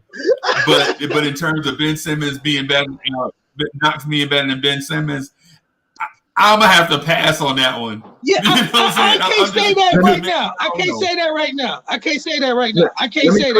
Let me clean it up a little bit before everybody jump on the point. Okay, thanks. Good morning. How y'all doing? Good morning. Good morning. What's up, Josh? What's going on, bro? What's happening? Hey, what's the best Ben Simmons? What is he, 23, 24 years old? Yeah, 24. You seeing the best Ben Simmons you're going to see. There's no more upside to it. And when his athleticism runs down, what can Ben Simmons be? That's what he's saying. Knox, if he can get some alpha in him, because I think Knox's biggest thing is he's more beta male than alpha male. Y'all know 100. How it is. 100. When you go in that court, man, you gotta want to kill everybody, and he doesn't have that. But if he was to get that and finish at 6'9" around the rim and have it from the outside, you would say long term you will want to Knox, especially if his defense keep going. Then the bench he can do more. Ben Simmons is a defensive player of the year candidate. What are you guys talking about? Ben Simmons is defensive player of the year. That was years ago, Josh. That wasn't last year. That wasn't the year before. Ben Simmons is one of the best. Ben Simmons is one of the best defenders in the NBA right now. I didn't say he wasn't. Okay. I didn't say he wasn't. Kevin Knox is nowhere near anything. We get that. Josh, outside of he's a better shooter. Right, a better shooter, right? Really? Thank you, D. I'm just telling you, he's a better shooter. Let me say one more thing before y'all go crazy. Philadelphia will not win a championship with Ben Simmons. That's ridiculous. That's ridiculous. Okay. Yeah, I said it though. Boston with Rajon Rondo. He'll be in LA before he get a championship in Philly. He'll be in LA and get a championship with AD in like 2025 or 2026 before he get a championship in Philly. Mark that take. I don't know about that, but people act like just because Ben Simmons doesn't have a jump shot that he's not a championship player. Rajon Rondo didn't have a jump shot. But Rondo made everybody better, though, Josh. So I don't know if he made everybody better, Josh. I hear you, but so Ben Simmons doesn't make people better on his team. A little bit, but he had Paul Pierce and Garnett around. Okay, so it's up to the organization to build. It's up to the organization to build around those guys. Don't say it's on him. Josh, how many more people? How many more players can they put around him? He had Jimmy Butler. He had. They were one shot away from going to the finals, guys. They were one lucky shot away from going to the finals in Game 7. One shot. And then they went and gave. Then they went and gave Tobias Harris $90 million. It's over. No, 190. Not 90. 190. It's 190. Not 90. They gave him 190. So now, Josh, you gotta act like you LA and beg people to come maybe win a championship. B, come on, man. Like they said, ain't nothing popping in Philly, dog. Out like we said, Ben Simmons will win a championship anywhere else in the NBA before he win the championship in Philly. And I bet that. I disagree with that. But first of all, good morning, y'all. How y'all doing? Happy holidays, all that good stuff. Hey, man. What's good, brother? I just want to say, for the record, I never said Colin Sexton and Darius Garland were the best backcourt in the NBA. I never said that. I'm sorry for lying on you, Josh. I'm sorry for lying on you, Josh. Team last night. I'm sorry for lying on you, Josh, because I could have swore I thought I heard you say that. I could have swore I thought I heard you say that too, B. It was you, Kevin W, and was it Gurmo? I don't think Gurmo said it, but he's on another level. But you definitely said that last night. No, I'm gonna tell you what I said. I said they have a really good backcourt, and they have one of the best young backcourts in the NBA. One of the best. I never said that they were the absolute best. I never said that. There's no way. All right, but did you say they was gonna tear us up? The guards will, absolutely. See, that's what I'm saying. This is what I'm talking about. This is what I'm talking about, y'all, when I come on here. Now, we are all Knicks fans for 10, 20 years. Soon as we start trying to get good a little bit, it's always going to be that one Knicks fan. Nah, we about to get our ass beat. No, they ain't good enough. And then when we win, he ain't going to be online for 3 days. Oh, wow. Listen, there's a difference. There's a difference between being delusional and being realistic. Okay, delusional the Knicks have not been good. The Knicks have not been good. Okay, you guys act like it's all sunshine and rainbows all the time. That was so long ago. That was many moons ago, Josh. Here's the thing. This is what you guys don't understand. Hey, let them talk, man. Every couple years, the Knicks bring in a new coach. They bring in a new front office. They do this. They do that. They'll win by 20 games. They'll do this. They'll give us all these moments, and we're so high on them. And we overrank these players, saying that Mitchell Robinson is the defensive anchor, future defensive player of the year candidate, and Kevin Knox this and Kevin Knox that. At some point, all that stuff goes away. The Knicks don't ever show us any type of consistency. You guys are talking about all this after one game. After one game, we won by 20 points, and all of a sudden, everything is. Let's see. We still have to find out. 10, 15 games into the season, let's find out. I'm not going to say this after one win. It's been too long the Knicks have been losing. I'm not going to sit here and be like, the Knicks have turned the corner. I've seen this dog and pony show before. Josh, I say so let me. I want to just say something to what Josh just said, because what he said makes a lot of sense in theory, but I think it's wrong as hell. The reason why I say that is this, because even when your team has been, say, a disaster, like not only our roster, but our front office has been a disaster. The way we get covered in the media has been a disaster. Our owner has been a disaster, right? So it leaves us in a place where, so it leaves us in a place where, what else do you want us to do? You know what I'm saying? As a fan, you want to be realistic, but you also want to see things for what they are. Kind of like what you were saying about, let's see these things play. Let's see it play itself out. But the thing about that, though, is in real time, you can't project for the future. You have to wait. That's what you're saying. When you said let's see, you basically said wait, right? Yeah, So I'm not saying the even Knicks. I'm not saying the Knicks don't have any potential and that they can't do anything. That's not what I'm saying. They have all the potential in the world. We seen what they did to Milwaukee the other night. That's potential. It's all there, but consistency is the thing. Can they sustain this and be able to do this over a long period of time? It has yet to be seen yet. People are calling Leon Rose's regime a success. How? We haven't seen anything yet. What have we seen? Now, I'm not jumping on that bandwagon. I'm jumping on the Tom Thibodeau bandwagon. That's what I'm talking about. Good coaching matters. Good coaching matters. Okay. We got a good coach. Real quick. I have a retort to that. What determines whether a coach is good or not in the NBA? When players start to buy in and they reflecting what the coach is. No, it's not even that. You know what it is? It's wins and losses. The best coach in the NBA and in NBA history. Media. Hold on. The best coach in NBA history, you can say Phil Jackson, Popovich, or Pat Riley or whatever. Those guys weren't known for development. They known for winning championships. They're known for winning. Okay, winning. That's what matters. No, so you legit left out Red Auerbach. How you leave out Red Auerbach?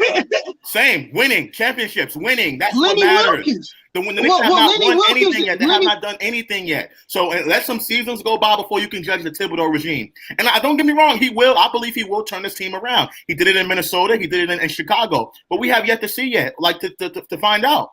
We don't know anything yet. All right. If we still finding out, why down them? I'm not counting them. I'm just being realistic. I'm being realistic. I understand that. Are the Knicks going to win a championship this year? No, only one team is. No, I'm asking about the Knicks. I'm asking about the Knicks. Will the Knicks win a championship this year? No. You're down in them. See? You're down in them. You're down in them. No, I'm not. No, I'm not. You said it's realistically, and then it's bullshit. We're realistically talking. We know we can it. We fighting. I'm realistically talking. We about to be fighting for a playoff spot. I say that. If Alec Burks was tonight, he would be the best guard on this field. He's better than everything the Cleveland Cavaliers got. And I think you didn't say that. He's better than. Oh, see your face.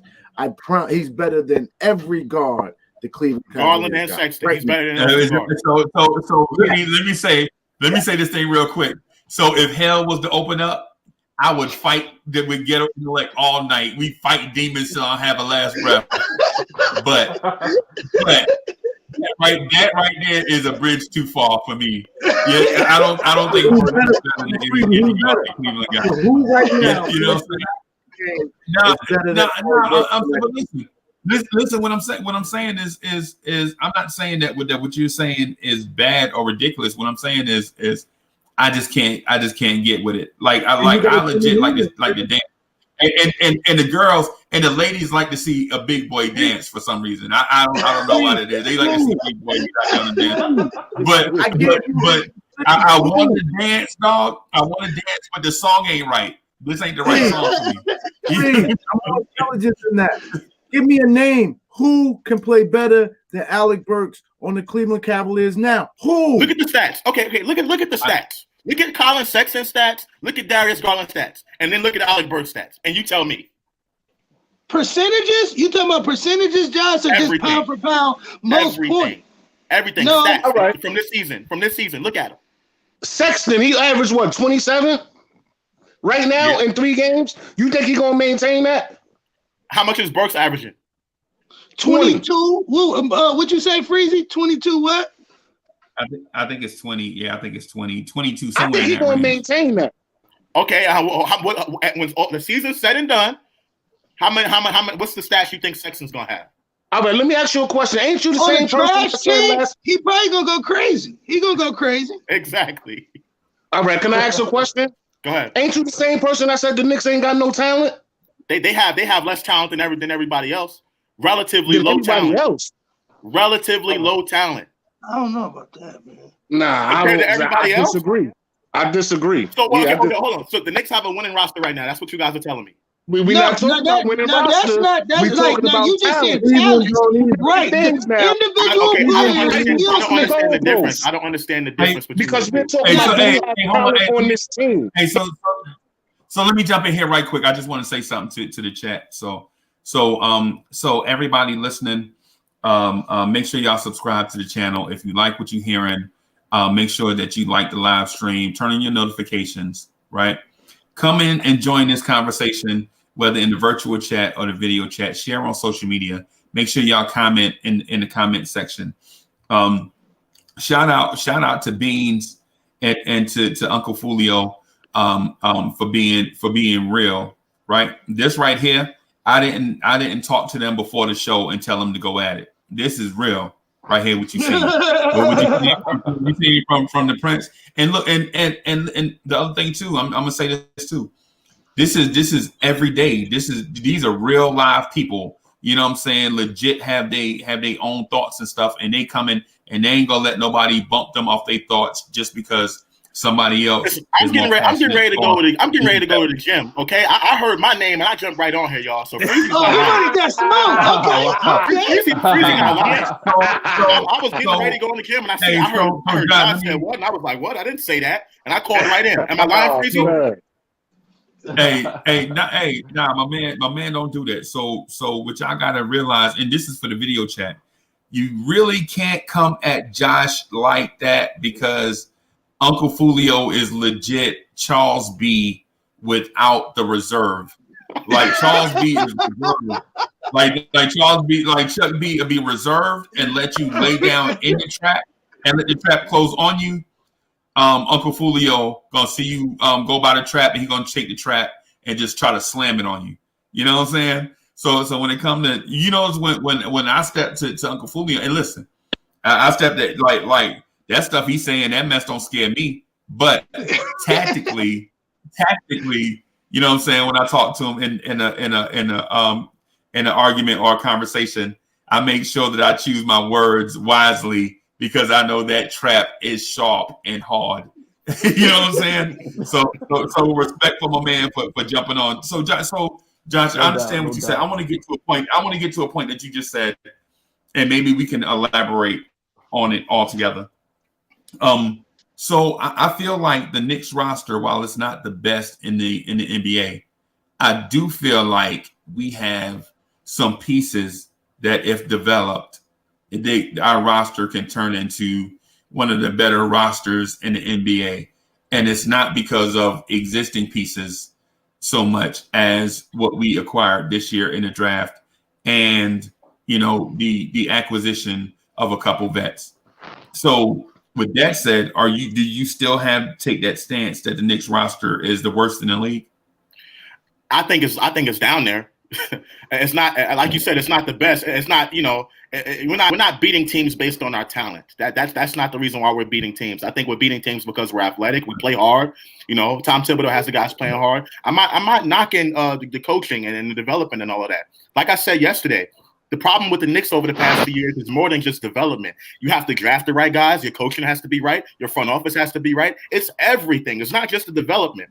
But if you ask me, like, are we going to win games based off talent? If I look at our roster compared to a lot of rosters around the league, especially in the Eastern Conference, you can't project the Knicks to do really anything substantial this year. Like 30 games is a bit of a stretch, but I mean, can they get there? Yeah, they play hard, but that's it. Like the Knicks are not going to do anything serious this year. There's no way. So just crush our dreams, any type of dreams or anything. They're doing that. I'm not doing that. The front office and the Knicks have been doing that for years. Don't blame me for that. That's not my fault. I'm not blaming you because I've been a Knicks fan forever, and I'm a Jets fan, so I'm tight. I'm in a tight situation. You know what I'm saying? So it's like we gotta win something. Like I gotta take the good with the bad. I got to. This is getting out of control. Please be a Yankees fan. I hope you're a Yankees. Don't tell me you're a Mets fan. Yankees and Rangers. Join the dark side. Join the dark side, hey, man. I'm a Mets fan, by the way. You might listen. We not winning the World Series right now, but at least we in the postseason, man. Just come on to the dark side, bro. We got you covered, man. I have no problem with anything Josh said this morning, other than I think he's given the Cleveland Cavaliers. Those guys are not like you. So you're saying in what? 2 years, 3 years, they're going to be C.J. McCollum and Dame Lillard. No, I didn't say that. I never said that. I'm just saying that they're a really good young backcourt, really good. Like they don't have the numbers that they have this season for no reason. Cleveland goes as they go. That's what I'm saying. And I give Josh respect because shoot, me and Josh, we had you know what I'm saying, kind of threw fives about this when we played them in in the preseason, Darius Garland is tight. You know what I'm saying? Like I wanted him when they picked him up late in the draft. I want to say, you know what I'm saying? Like they might have, They had 2 first rounders that draft. Oh, did they? Okay, so he was a late first round pick. But Darius Garland was nice, man. I like Darius Garland. You know what I'm saying? So Josh is not lying. You know what I'm saying? But I'm more optimistic that my Knicks was gonna shut him down again because that's right. That's I'm with Josh because I like and honestly I like the Sexton. When they was talking about trading him last year, I'm like, hey, ship whoever. At that time I was even open to getting rid of Frank for dog at that time. So I like both of those guards. So I feel Josh, I'm with him. He he ain't capping. He's being that's 100. If we run out quickly, Burks and Rivers, our backcourt is better than theirs. Period. Now look, hold on. Now watch this, right? All 3 of those guys are hurt. So coming into this game tonight against Cleveland, we don't have any of those guys. The Knicks, their backcourt. We're talking about Elfrid Payton, Bullock, Frank against Colin Sexton. Frank is locking somebody down. Frank locking one of them down tonight. Okay, let me say this. Let me say this in defense of that though, because I'm gonna be honest with you. And I said this earlier, even in the chat. We're gonna struggle because of the fact that Darius Garland is a faster guard, and we saw the struggle in the preseason. Peyton couldn't keep up with him.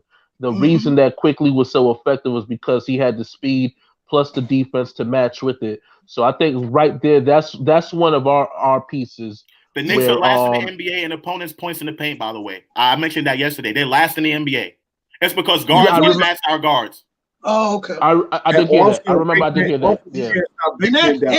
And we talked about that last night on Nothing But Knicks, Josh. That's what's going. If we stop that and we can, you know what I'm saying, we'll keep Mitch and our bigs out of foul trouble. You know what I'm saying? So again, just like Josh said, that's a big no. And then the fact that once Mitch is gone, we don't have a shot blocking presence down there. You know what I'm saying, when he's on the bench. So yeah, we definitely got to keep them guys, in front of us. We have to. Yo, I ain't gonna front. I got faith in Tibbs, man, and I think he gonna come up with a game plan that's gonna really have these dudes in trouble, man. That's just me. I don't know. Maybe I'm too loyal to the Knicks or whatever, but I just feel we gonna turn it around. I feel we gonna win tonight. I'll admit that Tibbs is better as an upgrade. No, you gotta have optimism. I'll admit that. I'll admit that Fizz is an upgrade from Fizdale. But my thing is talent matters. They have to improve the roster. The roster needs to get better in order for this team to do anything. But if you can get these kids to buy in, there's multiple ways to coach a winner. You don't have to be that rah-rah coach all the time, the X's and O's guy. You don't have to be that. Steve Nash is not that in Brooklyn. I guarantee they're going to go really far this year. Okay? It doesn't matter. You can coach it all different kinds of ways you want. There's multiple ways to do it. We're just happy that we have someone that's kind of like us, that's fiery, that's aggressive, but it doesn't necessarily have to be that way. But I will admit that it's an upgrade from Fizdale, 100%. No, so Josh, it's a culture change though. Hold on, Josh, you telling me that if Fizdale would have had, so you think Fizdale would have did a better job with you know what I'm saying, a better roster? You really think so? Absolutely. Yeah, I could see that. I could see that. But so here's where Uncle Fulio was wrong. Right. And this should be too easy. This is legit too easy for us to look at. when the rosters go out on the floor, all the players that are from both sides are gonna basically be lottery picks because both of these organizations have struggled the last such and such amount of years, right? Mm-hmm. But where we win is Tom Thibodeau versus JD Bickerstaff, right? And y'all gonna ask me who is JD Bickerstaff? That's the Cleveland Cavaliers head coach, right? That's where we win. You know what I'm saying? So I mean, it's easy to say, well, Frank can't shoot. Knox won't go to the rim. Who's the coach of the Pacers? Who's the coach of the Pacers? We don't know. We have no idea. Hold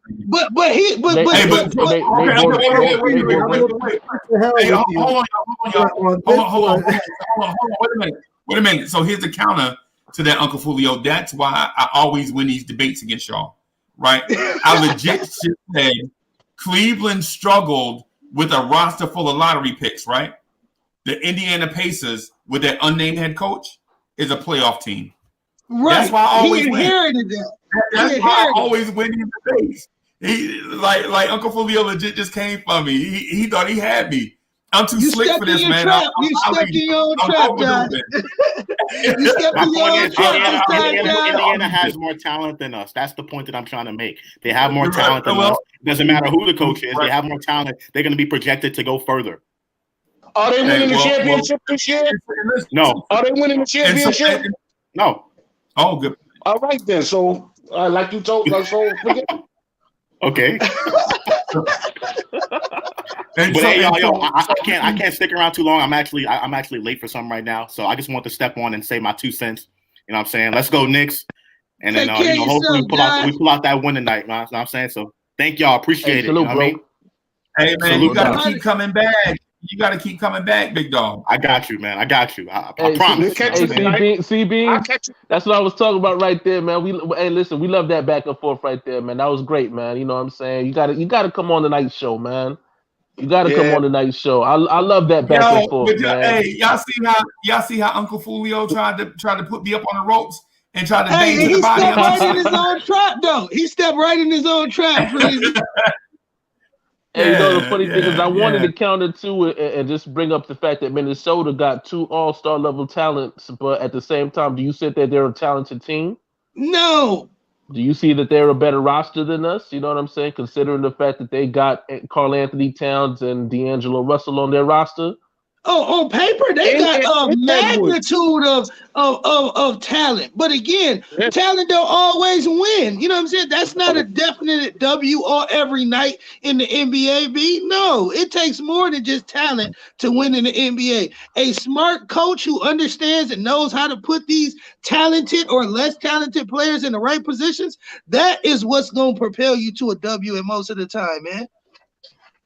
Right, and so we can, and so the reason why Uncle Fulio point, and I ain't talking about him behind his back, man. I'm just that's my guy, man. I legit like that dude a lot. But the reason why that argument that he stated didn't work is we saw Tom Thibodeau beat Mike Budenholzer, and he had more talent than our roster did. You know what I'm saying? So you have to get. How many people thought Budenholzer was the great, the next great, Phil Jackson? You know what I'm saying? Like, I mean, and Tom Thibodeau went out there and made him look crazy. You know what I'm saying? Made him look like a little kid. Right.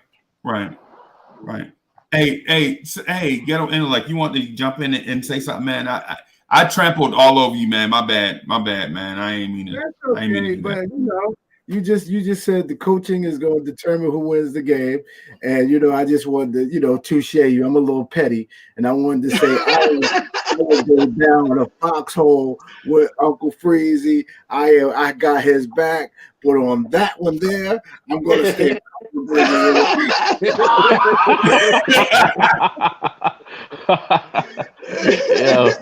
That's my man. Hey, that's my man. Yeah, man. Hey, what happened to Ron? Ron disappeared. Oh, is he Ron Cleveland? Yeah, salute to Ron Cleveland, man, the OG. Yeah, he was in here after he disappeared. Man. Yeah. I think Ron was in here. To lighten the mood though. Hey, Ghetto Intellect, to lighten the mood, bro. Frank Ntilikina is a 6'4" Ramil Robinson. Come on, man. Come on, man. Yeah. Oh my God, there he did. Frank had a good game, man. Frank had a good game, man. Can I ask the panel a question? Oh my God. Hey, we gotta keep him humble. We gotta keep him humble. Let me ask y'all a question. Last night I seen that it's going to be a couple of restricted free agents that's going to be on the market, like your boy Lonzo, and a couple more people, man. Which I think we should do, man.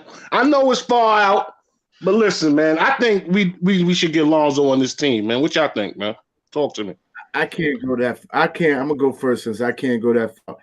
I just need to get through the draft, see our draft position, and start to see how guys look. That might change. Isn't draft before free agency, right? I'm hoping, man. Obviously, we probably not making the playoffs. Look at the top 8 teams in the East. We would have to have one of the greatest seasons ever. You know, I want to beat Vegas. So I want to win 25 to 30 games. I would be so excited at the end of the season, right? And there's 10 spots this year, not 8. It's 10. Well, there is a play-in game, right? That's a play-in. Yeah, play-in game. So it's okay, 10. but still, we don't go too far. I still, even those 10, somebody's got to still be in the lottery. So I still think we're in the lottery somehow, even the 10. Yeah. Yeah, I don't think they're going to change the lottery. So the number. So I'm still thinking, even if we 10 or 9, we still in the lottery. It's time to win those ping pong balls. I'm also spending a lot of time this season rooting against Dallas, and because we could get 2 top 10 picks, and boy, that'd be awesome. That'd be awesome, man. So I'm taking it easy, but hey, Ron. So to go to free agency before the draft, I can't do that. You don't know what we're going to get in the draft quickly. If he's what we expect him to be, then we get another point guard in the draft. We definitely not putting Lonzo on this team. So let's get to the ball before the. What's up, fellas? What's up, Chris? So let me, hey, Ron, what's good? Let me shout out CP the artist. CP the artist, what's good? So CP the artist says, if the Knicks play, if the Bucks play the Knicks 10 times, they will win 9. Talent matters, and sometimes you get lucky. Hey, CP, so CP the artist, I understand your point. There, and that's a very good thought. And you know what? And I think I might, believe that as a matter of fact. But I'm sure glad we got lucky. You know what I mean? So I understand your point. I understand your point. If we play them 10 times, they'll beat us 9 times. I'm sure glad for that one, though. You know what I mean? Like, and not just because of its impact in the win column, but its impact on morale. Bean, let me say this to you, because I think this is why you're shaking your head. This is where we're going to hang our hats, Bean, if you will, with me. They better not come into New York just going through the motions and think we're going to lay down. How about that? Because that's what Milwaukee did. They came out, they said, you know what? Let Giannis cut to the hole. If he don't score, kick it out. We're going to hit these threes. And when they didn't hit them threes, we went down and hit ours. So let's say not coming into New York, just going through the motions and leave with a dub. Let's start there. Let's start there. Talent does matter, man. Follow you up, man. Right. If teams thinking they're gonna come in the Garden and think this is gonna be the same old Knicks, you're sadly mistaken. Bucks found out in the worst way, and it's gonna be a lot more of this because teams ain't gonna take us that serious. You know what I mean? But they're gonna take our coach serious. And, and something I had to comment on that I heard Josh said. He said talent matters. You can be the most talented roster and still get beat. I said that. Talent don't always win in sports. I said that. A lot of times you see people be like, man, how did this team beat such and such? Well, our coaching matters in the game of sports, period. If you got a great coach, you got a shot every night. Every night. And we got that. And Fizdale in this game against the Bucks, we would have lost. We would not have beaten. If anybody think that Fizdale with this team would have beat the Bucks, you crazy. We would have lost, and it would have been bad. Like I definitely. Everybody in the chat. Hey. Yeah, salute. I'm gonna say. Yeah, salute to everybody in the chat. Hey, yo, Charles. Hey, yo, Chuck. If you in here, man. Yo, why you ducking Ron right now, man? Ron been wanting to talk to you for a couple of days, man. What you doing out here, man? Come on the show, man. Come on, don't duck that smoke.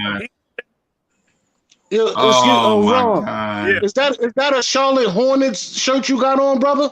No, man, you won't catch me wearing nothing but a Knicks, man. This baseball right here, man. This the Augusta Green Jackets, minor league. All right. I'm just checking.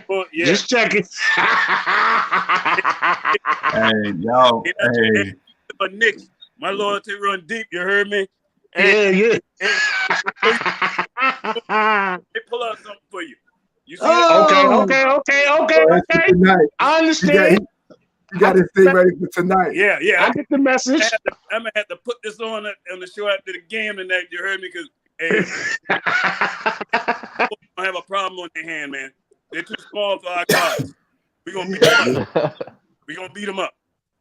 That's what I feel. But you let certain people tell it, we in trouble. Hey, like I said, I really believe Thibodeau is definitely the tipping scale when it comes to a lot of these matches. Much like we said, and much like Ron just said, a lot of teams gonna come into New York and they won't have that crowd to get them hyped. You're gonna have to get yourself hyped. And knowing how these Knicks is playing, we're not gonna let you get hyped. We're gonna put our foot on your neck if we can. So that's what, like when we was talking, like when Josh was talking about like the bottom feeder teams, trust me, we're not gonna take no team lightly this year. With Tom Thibodeau, he's not gonna let us take a night off. Like, well, that's just Cleveland. No, bro. Y'all gonna go out here to work. You see what he did in the summertime? Hey, everybody got brown paper bags. We going to work. You know what I'm saying? Like he said, a mentality. So again, when you looking at a coach like that who rule with a fist, but he's respectable, man. Hey, trust me. Knicks will. As my boy Ryan Clay said best, we will be back. One more quick hot take. Let me shut up. Took me back. The good teams only rested about 60-something days. And they got this whole season is about load management. Mm-hmm. Teams are going to look at the roster and say, oh, Knicks, we could give. Good point, Ghetto. How many resting your best players think you're going to play your B team against our A? You're going to get popped. And you know what else? Man, we should not. I say it all the time, man. Sometimes in sports, you have a defining win that set off your season. You know what I mean? And that win, people can say what they want to say, but the team we beat was a team just last year that was predicted to make it to the finals. To the finals. They wasn't no slouches. Well, we caught them on this night. You play who's on your schedule and all that, man. We know it's true, but that win last night, the other night, I think would be huge for confidence building as a team to say, hey, Tibbs and them guys can go to them guys and say, hey, look, this is what we've been showing you guys in practice. Now you see that it works. Trust the game plan. And let's go get another one. Hey, this season is going to be something pretty, man. And I'm going to tell you all this, too. All this talk about draft picks and all that, man. We ain't need to even be talking. We ain't even a quarter of the way into the season, man. We need to stop all that talking, man. But some tanking and all that that's some foolishness talk, man. If you an athlete, ain't no athlete going in the season talking about we going to lose. To take no L. None. The front office, they playing all they want, but ain't no player. You get played to win. That's what I gotta say. What's up, Chuck? What's good, man? Hey, I've been looking for you, man. Don't try to make it now. That medicine, man. You want that smoke? You want that smoke? Hey, you gotta take that medicine, man. Hey, remember what I told you about Frank Bussalina, as you would call him? Brickolina? Brickolina. What Brickolina did that? You said he had never scored 12 points. I ain't say he never scored 12. Okay, I'm gonna pull the tape. I'm gonna go digging. 12? You said he won't score 12 points. You did say it. Who came up with 12? I came up with 12. You'll remember. I'm gonna find the tape for you. I never said he won't score 12. My computer, and I'm gonna find it for you, and I'm gonna clip it. He'll get 12. He'll get 12 4 times this year. Well, now you change it. He'll get 20 0 times. Okay. Hey, man, you don't have to eat them words, man. No more 20s. Hey, what you got to say about Neil Keenan? But good to see you, though, man, Chuck. Seriously, all jokes aside, man. Oh, At yeah, the end of the day, we just want to win. That's all. Make peace with me. That's what you do. Make peace with you. Yeah. Make peace with you. Yeah. Hey, bring it. I got an M249 saw ready to cut you in half. Come on, let's go. Let's go. Let's go. Sure enough. Let's go. I got an M203 ready for you too. Come on, let's go. Well, a straight gonna hit ghetto. Let's go. A straight gonna hit ghetto, and I don't mind. Let's go. Let's go, Chuck. You backpedaling, man. No apology. You disappear for a few days, and now you come on here and talk about what you didn't say. When everybody and you still ain't admitting it, man. That ain't practice, man. admit when you're wrong. Hold on. You can't admit when you're wrong. I wasn't wrong. Ron, let's get him on the hook. Hey, DSJ, your boy gonna be on that plane and you gonna pilot him on out of New York. That's the dog you like. You like DSJ. Long as Frank with him. DSJ was injured. Let's get to it. What did you see here now? Chuck and Ron, let me do this. So before we get started, we need to lay some ground rules, right? So Chuck is on here by himself, and it's 6 other people. So if we do get in the battle royal, hey JJP NYC, hey, what's good? What we'll do is since Chuck B is an assassin, what we'll do is 2 people off the panel can go at Chuck, but we gotta go one at a time. It gotta be equitable time, and nobody can, and we don't want to have people talking all over each other. You know what I'm saying? So what we'll do is pick the 2 people that want to go at Chuck, and what we'll do is make sure that we judge this thing fair. So Ron, you want some? Oh yeah, I ain't never ran. Okay. Never. Okay. Through and through. You know that. All right. Man down. All right. So who's the other person? I want Chuck. No, you don't. Prince, you want to redeem yourself from the other day? Prince, you want something from the other day?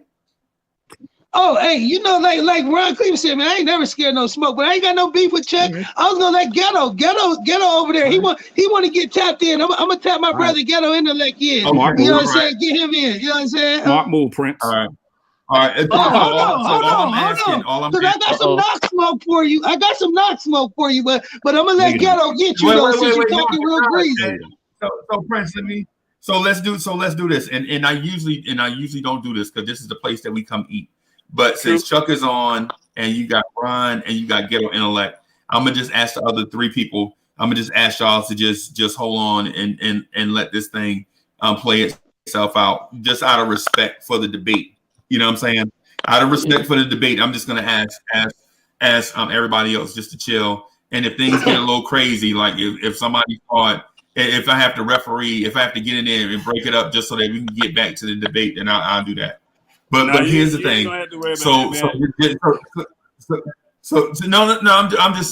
I'm talking about in case we start talking all over each other. So here's the thing. So Chuck B legit didn't say Frank wouldn't score 12 points. He said that Frank wouldn't ever average double digits. I'm gonna have that's what I remember.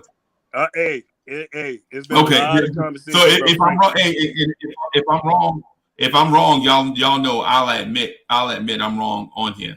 But so here's the thing, Chuck, you I think you said something along the lines of Frank is not a double digit scorer.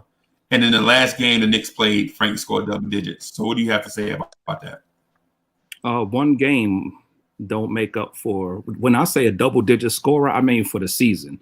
He averaged 5 points, 6 points his whole career. He'll never average 10 points. He might get 12 every 10 games, but that don't make an average. He'll never get 20 again. I got crash dummies in there.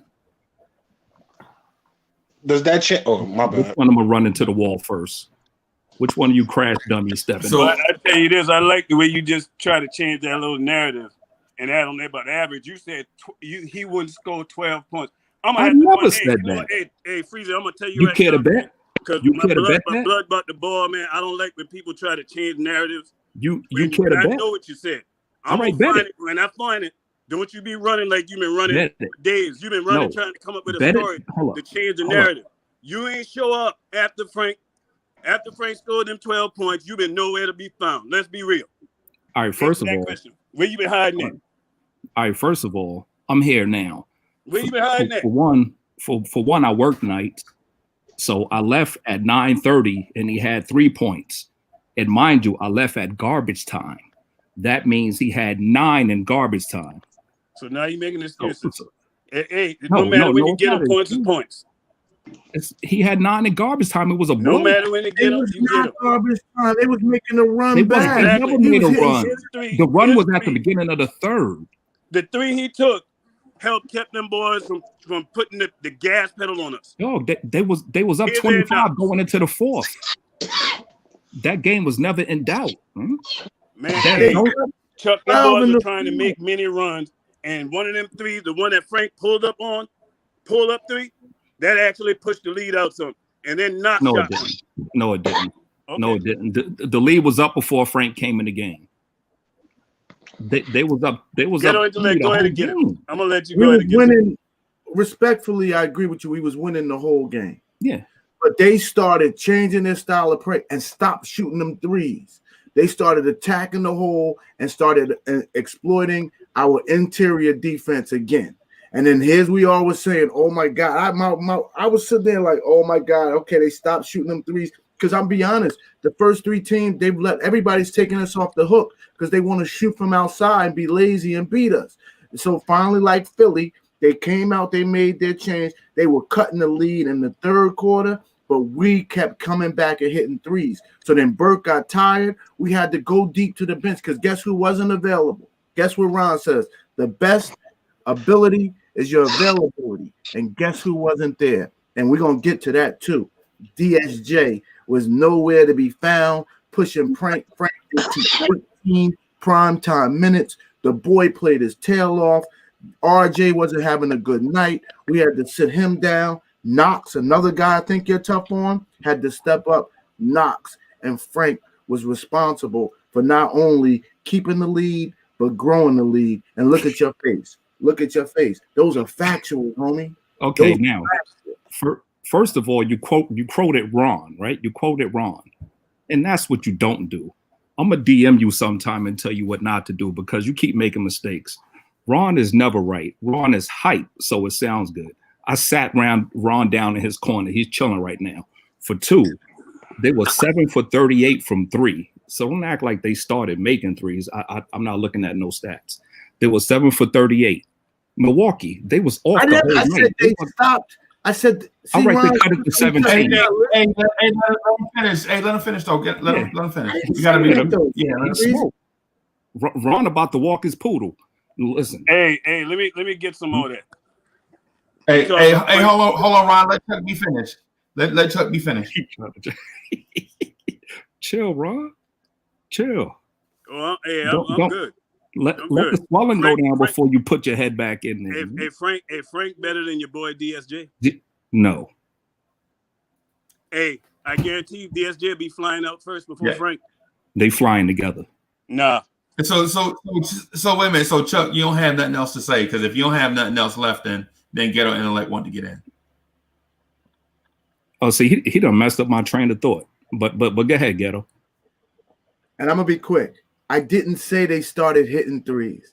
I said they stopped taking threes and attacking the hole and exploiting our interior defense. I speak very articulate, Chuck. Okay. If you can't understand me, clean the wax out your ears because I can be petty too. I don't want to be petty. I want to smile with you because we're all Knicks fans. We got nothing to poke our chest out for.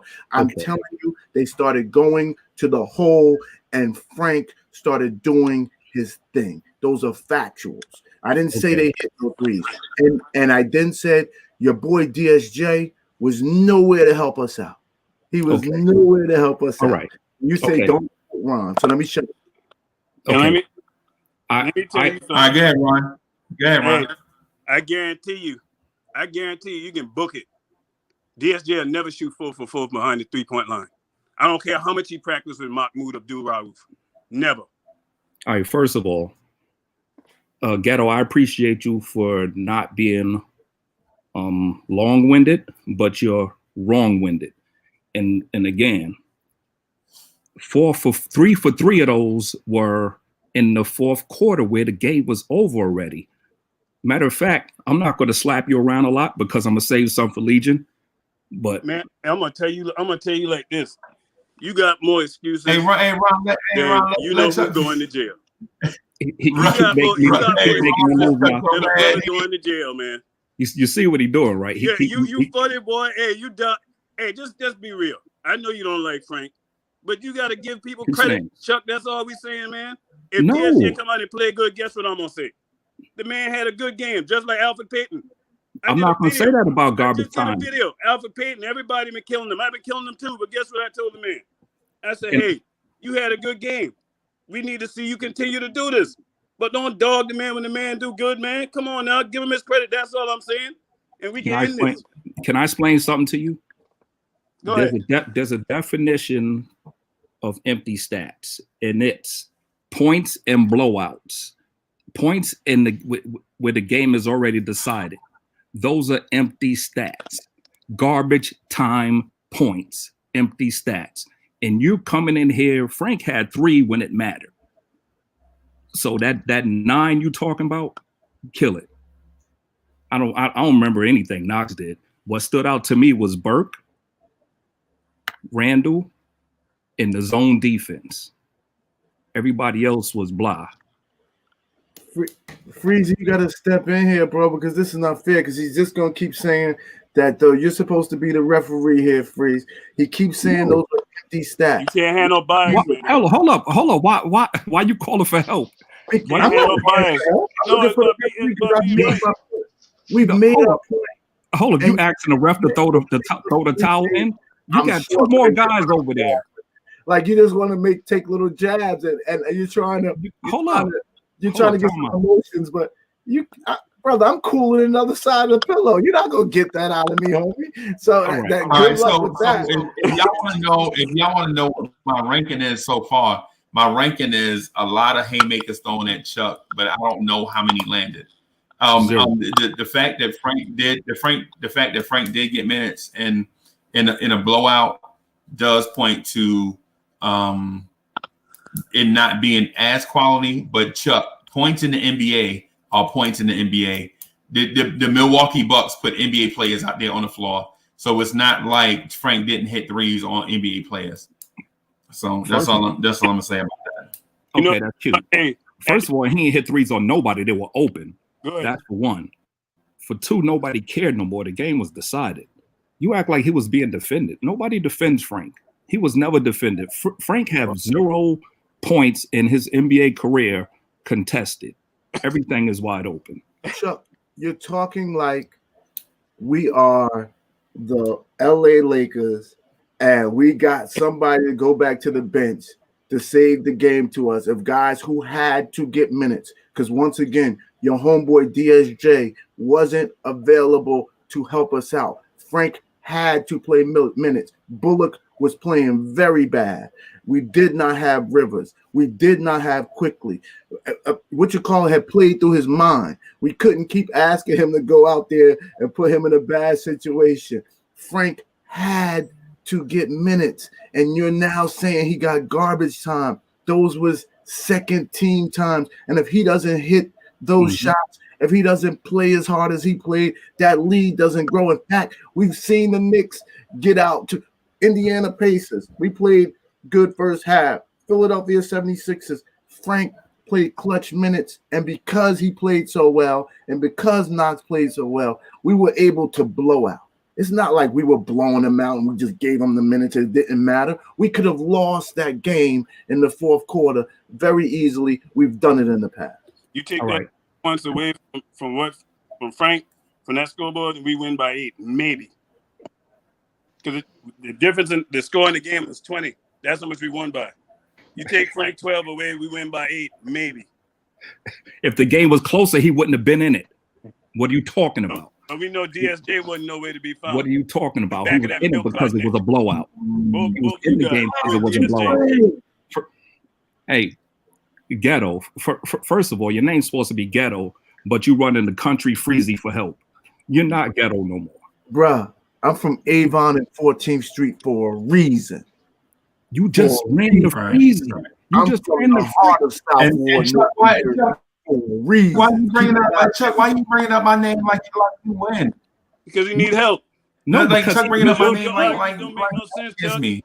Hey, no, Ghetto tagged I'm gonna you tell in. you like this, man.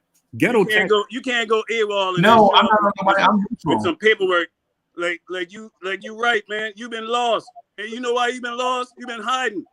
You've been hiding for a reason. I haven't been hiding. I guarantee you, if Frank would have came up there and stunk the junk up, you would have been showing up on camera early. I still would have had to work. What I told you about Frank? What I told you about him? I still would have had to work. I see a bunch of South Ward in the building. South Ward, stand up. I see you, Clinton Ave, Zoo Crew. I go back to the Zoo Crew. Shouts out to y'all. I see Avon. I see North New Jersey. They knew I was ghetto. Now you just got me to prove how ghetto. Go Chuck. Go Chuck. South Ward. I forgot that already. But what I'm gonna kill you most with is Quickly, because you overrate him the most. I'm not even gonna beat on you with Frank.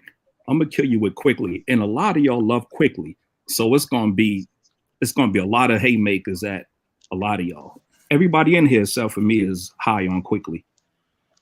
Chuck, can I ask you a question? What you say? Everybody in here, but you is high on Quickly. Yeah, I don't overrate nobody. I don't overrate nobody.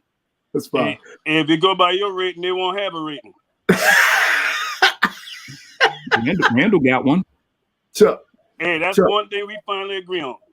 Randall right now is our best player right now. So Chuck changed the rules on the fly. So I can't ask. I legit can't ask my man Beans and Man of Steel and Prince to be quiet when you call them out. You tagged them in. So I mean, if y'all got something in a Quickly argument, man, by all means, I'm neutral. Chuck, no, you don't want this smoke right here. So I'm gonna just stay neutral. What I did to you and Legion is not even fair, but go ahead, y'all.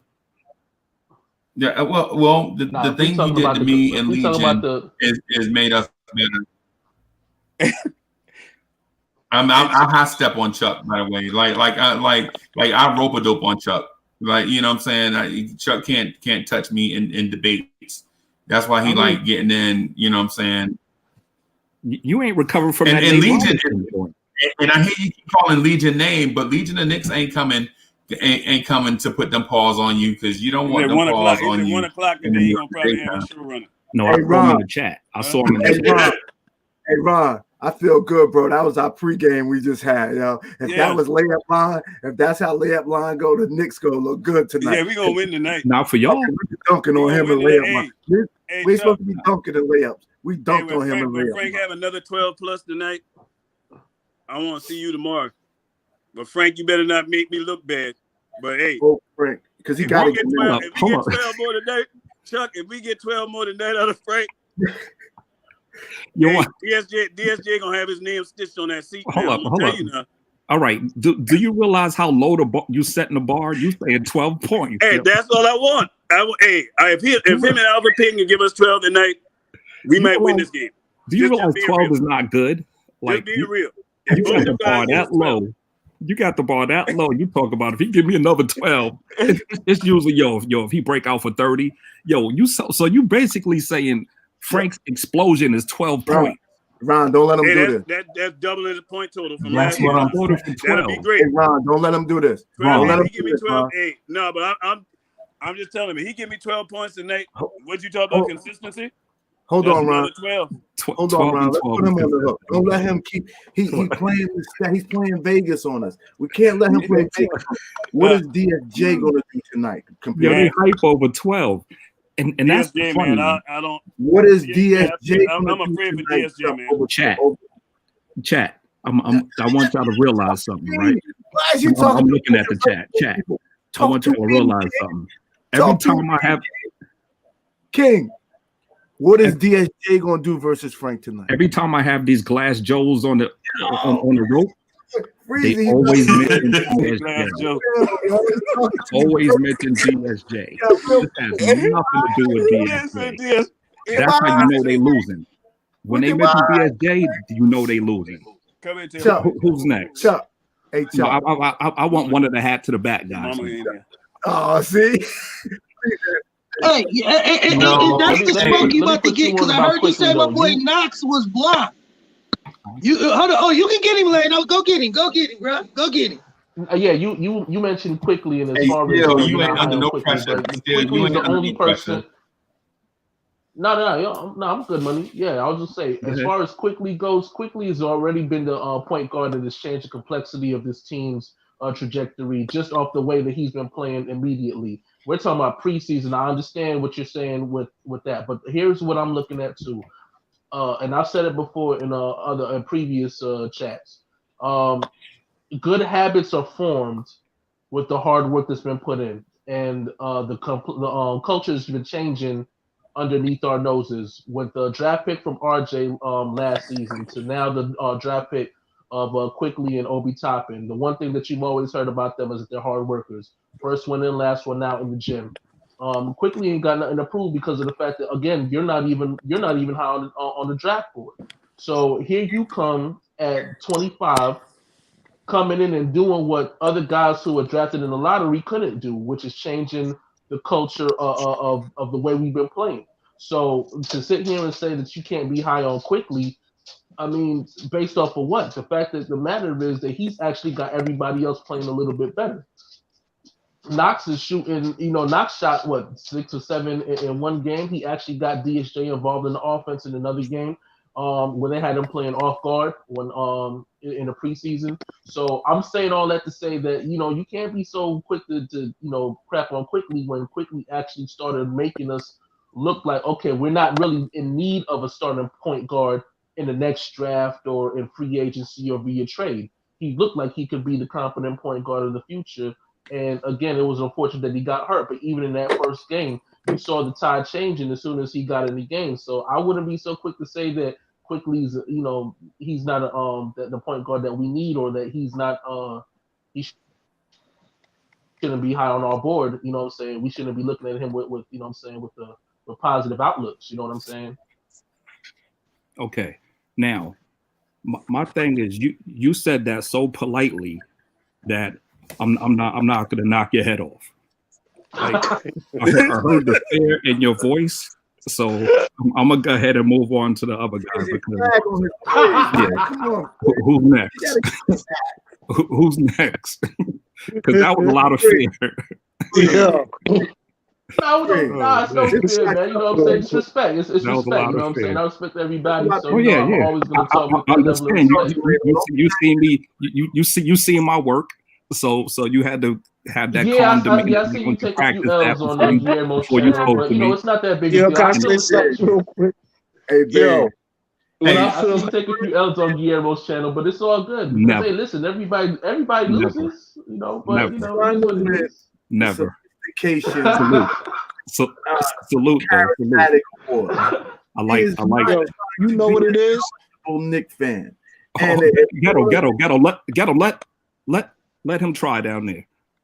Nah, I just want to say this real quick, man. Oh yeah. What I'm looking at, what this is, man, is we've been Knicks fans for so long and been hurt so much that when it comes to seeing something that looks sustainable, we really feel like the front office is somebody gonna F it up.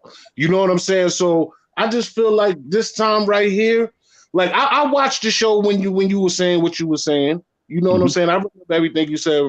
You said Frank would never get 20. I remember what you said. And you said that. Basically, I was watching. You know what I'm saying? So to make a long story short, like, I feel the way you feel when it comes to seeing what my eyes are showing me, because I know we done been tricked for so long. I'm talking about this is 20, 30 years of this. So it's like, it's hard to really give your all to it, not knowing. You know what I'm saying? But I just feel like at the end of the day, you got to be optimistic, man. We got these young kids here, and I feel like we got the right coach and all the other coaches around it to really make some change. That's all I'm saying. We finally got a smart front office, man. That's being patient. Man, you know what, man? Latrell Sprewell said it the other night, man. Shout out to Latrell Beanwell. Man, that kid said, you know how people always say you can't rebuild in New York, right? You know how they've always said that. But you know what he said? He said, it ain't that we can't rebuild in New York. It's the problem that, the fans, if you told the fans that, hey, we're rebuilding, we'd be patient. But the problem has been all these front office have panicked. Hit the panic button, man, and just start trading away picks, trading away players. Man, if we were to just do a list of how many picks we've given away, and players that actually we drafted that became just even decent NBA players, man, we would be just blown away by how much that stuff was going on and money we was throwing away to these free agents. That's the kind of stuff we've been doing. That's why I call it front office malpractice, man. That's what went on with the Knicks for so long. And finally now, we got a guy who knows business in Leon Rose. You know what I mean? Because dude ain't going to be spending no stupid money, man. Hey, it's market value. We ain't overpaying. Them days of overpaying in New York is over. Either you want to come here and make this thing better, or you can go someplace where somebody going to overpay you like Jordan. Can I ask Chuck a question so we can get back to the debate? The debate, Chuck. No, hey, get it. I don't know. No, I don't want to do that, man. Because Chuck is legit doing the rope-a-dope on y'all. Nobody is coming in for the kill on Chuck, and he gonna dance out of here. And like, yo, I came on this morning drive, and ain't nobody touched me.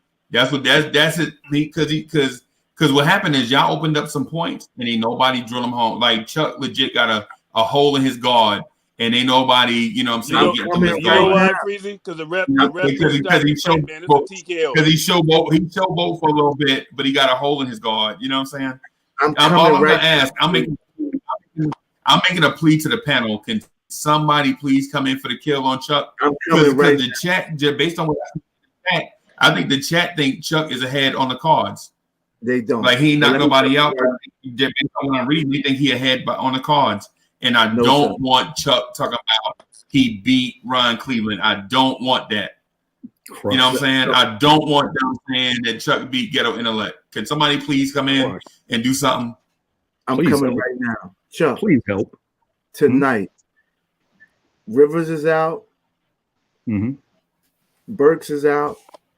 That means one of the guards from last year.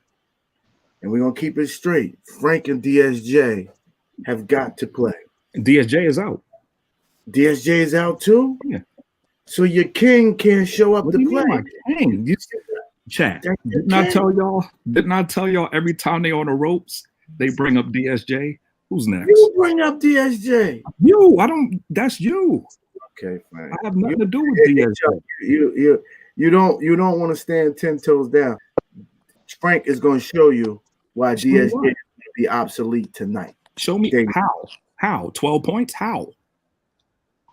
Well, I might have to go dig in that vault, boy. How? I'm going to find it for you, though. Y'all are really celebrating 12 points. I'm going to find it for you. Now. Say it to yourself. Y'all are celebrating 12 points. You said DSJ was going to average 15 and 16. That's 3 a quarter. That's what y'all celebrating. 3 points a quarter.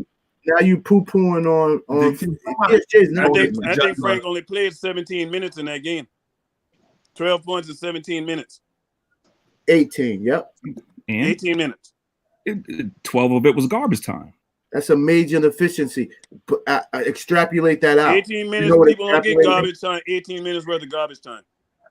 It was a lot of garbage time. I don't know what garbage time you think garbage time is, but garbage time is when you go. Garbage time. Garbage time only 12 minutes, so how could he play 18 minutes worth of garbage time? Because he's garbage. Now, see, that's not an answer, Fred. That's not an answer. That's not a rope-a-dope. That's BS. So when you go into the fourth quarter up 25, and first of all, that team had that Milwaukee was off the whole night. They wasn't coming back. That game was over early. Well, who in here thought they was coming back in the fourth? Everybody who watched the game. So one time Frank got ripped at half court, and they always get ripped. What do you mean? Look at Tyrone. You read what Tyrone just talking about? He stinks. One time Frank got ripped. Of course he did. Hey, DSJ. He's a bum. Read that right there. 18 minutes in the second half. That ain't no garbage time. How it's not? How many? The league how much time is in a quarter? 12. How much time is in a quarter, Chuck? 12. Okay. So you ain't playing no garbage. And with 12 minutes to go, they was up 25. Them boys, when Frank was shooting, Giannis was still in the game. Giannis was still in the game. The game was still over though. Bro, they cut it until they pull them boys. They cut it from 20 to 12. Right after the second half. Exactly. Right the third quarter, banging early in the third, right? Early in the third. Up to 5 minutes in the third, they were banging it in. Please don't stutter. First of all, Frank wasn't in when they cut it to 12. He came in. It out. Big was in the building. Hey, what's good, Naomi? Well, we know who definitely wasn't in the game. Your boy, Mr. Unreliable. I don't have a boy. Dennis Smith, Frank. Dennis Smith or Frank. Who you playing? This guy, 12 points. Yo. Hey, when he get 15 tonight. Oh, he gonna get 15? He gonna get 15. You know why? Because he gonna get a lot more minutes than he got this last game. When he get 15 tonight, I want you to have that same energy you got. Don't let me have to go looking for you. Send an APB out for you. My cash out work. Hey, he's like, don't have me send out no Amber Alerts. I like, my cash out work. He doesn't take none himself, Freeze. My cash at work. Any of y'all. Don't let me have to send no Amber Alert looking for you. The hell with Amber. My cash at work. We'll see. What you gonna do? We'll see. We ain't got to see nothing. We could bet right now. We'll see. We could bet right now, huh? No, man. We ain't betting. And Chuck, stop playing with people. And you think you take looking mad in the corner. Look, Freezy, look at him in the corner looking mad. Look. Hey, I ain't mad. A soldier don't get mad. Ron ain't mad. And stop trying to play people, man. Ron ain't mad. I'm chilling. Right, I'm chilling, man. Because you real comical. You done changed the narrative so much on this subject. But Frank, you talking about garbage minutes and all that. It was. You said the man couldn't shoot. You said the man couldn't shoot. The man proving you wrong. You still don't want to give him his credit, man. Let's just add up all the Everybody facts, said he can't shoot. But DSJ, you see the crowd's turning on Frank Freezy. But DSJ, we know can't shoot. DSJ can't run a rec league, but that's your boy. You love him, but you talking about quickly, man. You need to stop talking basketball if you talking about DSJ and not. You talking about DSJ? You may as well stop that. You I didn't bring DSJ up once. DSJ, your boy. I didn't bring. You like DSJ. Hey, Freezy, you got motivated by success. I see you. No. Freezy, you got to call him out on that. All right, so like DSJ. What? I don't have nothing to do with DSJ. So I'm gonna take it. So we'll pause it right here. I'm gonna take it to the chat. So virtual chat. Who do y'all think? So what do y'all think about the Chuck 2-on-1 or the Chuck 5-on-1? Do you think Chuck keep his reputation, or do you think one of the other panelists knock Chuck down? Hey, chat, tell me what y'all think. And I'll say this: if Chuck wins against 5 people, I'm gonna make Chuck today's star chatter. You know what I'm saying? If Chuck wins, he's today's star chatter, and I'm gonna go shout him out on Twitter. Freezy, I made your boy mute his own mic. Look at him. Look, he's still he muted his own mic. Against one, I thought it was 2 against 1. No, I wanted all the smoke. Hey man, I know it was 2 against 1, but then Chuck, they say you moved. Chuck brought in Emmanuel. But Chuck brought up Emmanuel quickly.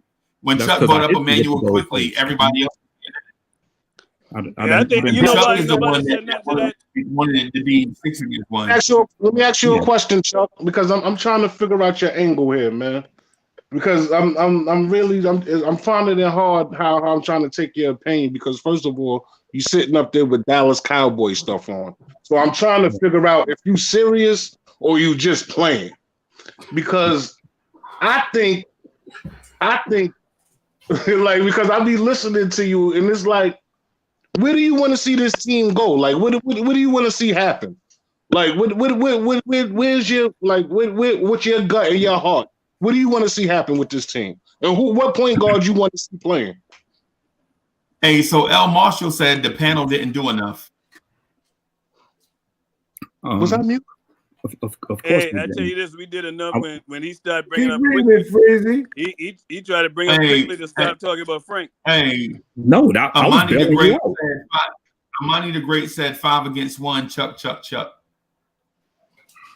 Hey, Jason. So Jason said man.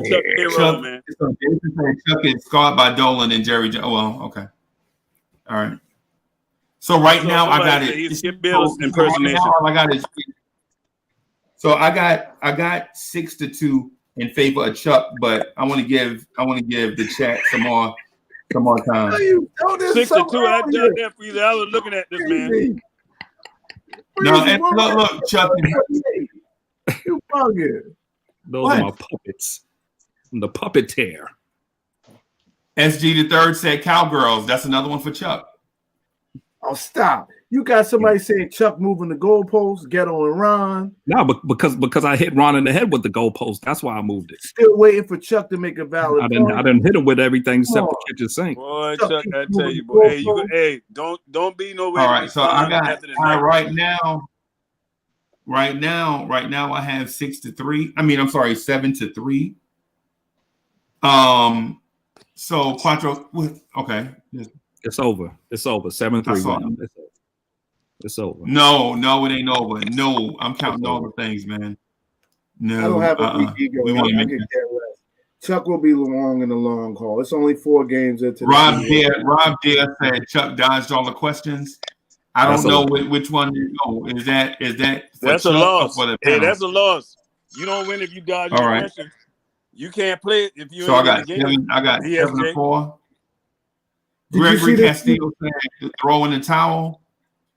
App Trader said Chuck right about Frank, so that's another one for Chuck. And so I got 8-5. And if Frank scored points tonight, and Chuck was wrong, right? Good point. I got another one. And so there's a new saying. So Amani the Great said Chuck meat. Amani the Great is a fan of Chuck. Hey, that's the Frank haters, man. That don't count. That's probably Chuck Amani. Okay. That's the Frank haters, man. That's riding with Chuck. So that's the Frank haters. Where them Frankers at? That's them Frank haters riding with Chuck. Because Chuck hate Frank. No, we know that. So, we know that. Chuck like Nas. Yeah. No Todd Bobby said like Nas on either. A win's a win. Chuck ain't said nothing though, man. Okay. Chuck ain't said nothing. Hey, interview the panel. What the panel think? Long as Harlem Girl is with me, I'm good. Long as Harlem Girl, long as the only girl in the chat is with us, we good. Freezy, you got the chat. What the panel say? The panel got the last say, man. We the judge. What y'all say? But some of the panel was jumping in on argument though. So what that sound like? The panel in agreement. Man, the man played good last game. I'm cool with Freezy. He's like the biggest Chuck supporter. I'm all right with that. I'm good with that. But Freezy, I'm the tone of your voice. Everybody supporter. I want Chuck to lose. Finish him. So 0.5. Look, he's done. All right. Hey, so I'm gonna tell you vote right now. It's 10-8. So right now it's 10-8. So the next 2 votes, I'm gonna count them. Yeah. Right now is 10-8. So App Trader said Chuck definitely won. That's 1 vote. So right now it's 11-8. LOL. Like if you call running around the ring a W, like how do you call running around the ring a W? He speaks. Definitely Mayweather. You definitely the Mayweather. Bro, you ran from the OG. You ran from the OG. Then Ghetto Intellect hit you, and then you ran. My charger, bro, and I ain't even got my hands on you, bro. You said Knox had a block game. Now Knox has a very good game. Now he has a block game. Okay, now so again, why was his game blocked? Why was Knox's game blocked? I said I didn't recognize him. I said what stood out was Burke, Randall in the zone defense. Knox didn't stand out to me. I didn't say blah. He just didn't stand out to me. So you didn't look at Knox defense. You weren't paying no attention to Knox defense. So we ended there with the last vote. So 2 people came in and said Ron won. So it's 10-9 in favor of Chuck. I think the next time we do this, we legit have to just do Ron and Chuck or Ghetto Intellect and Chuck, as opposed to a 2-on-1. You can't change no narrative. So Chuck, you won this one because of some kind of weird rules or whatever. But next time we just gonna have to do this mano a mano. So on technicality, you stroking his ego. I tell you what's a good debate. Freezy, I tell you what's a good debate. Let's talk about this one, Chuck. Who gonna have the better season, Frank or DSJ? That's a good one.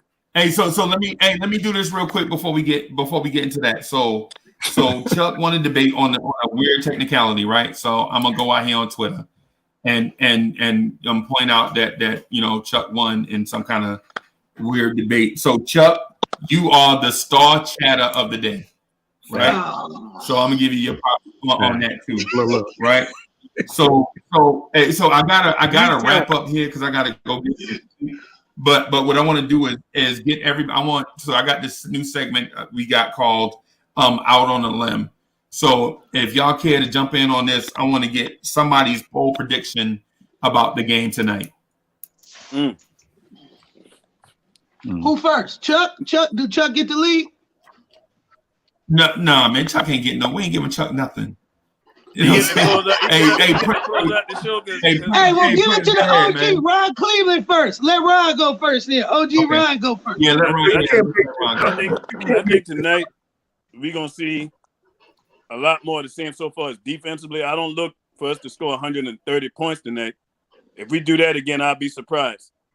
But I think we're gonna see the defensive energy, and I think we win this game tonight by 8 points. Okay. The Knicks by 8. Okay. You can jump off the bridge a little more than that, Unc. You can jump off the bridge a little more than that, Uncle Ron. I'm kind of feeling like it's gonna be more than that, but I'm gonna keep that one to myself. I'll be pleasantly surprised, but I think they're gonna win by at least 8 tonight. Okay. All right. Hey, so Beans, you want to get some of that? You want to go out on a limb? Yeah, I think at the end of the day, I feel we're gonna win tonight too. I think the defense is going to be 48 minutes. That's what I'm looking for. 48 minutes of straight good defense.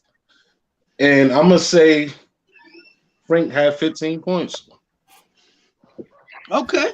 I'm going to say he got 15 points.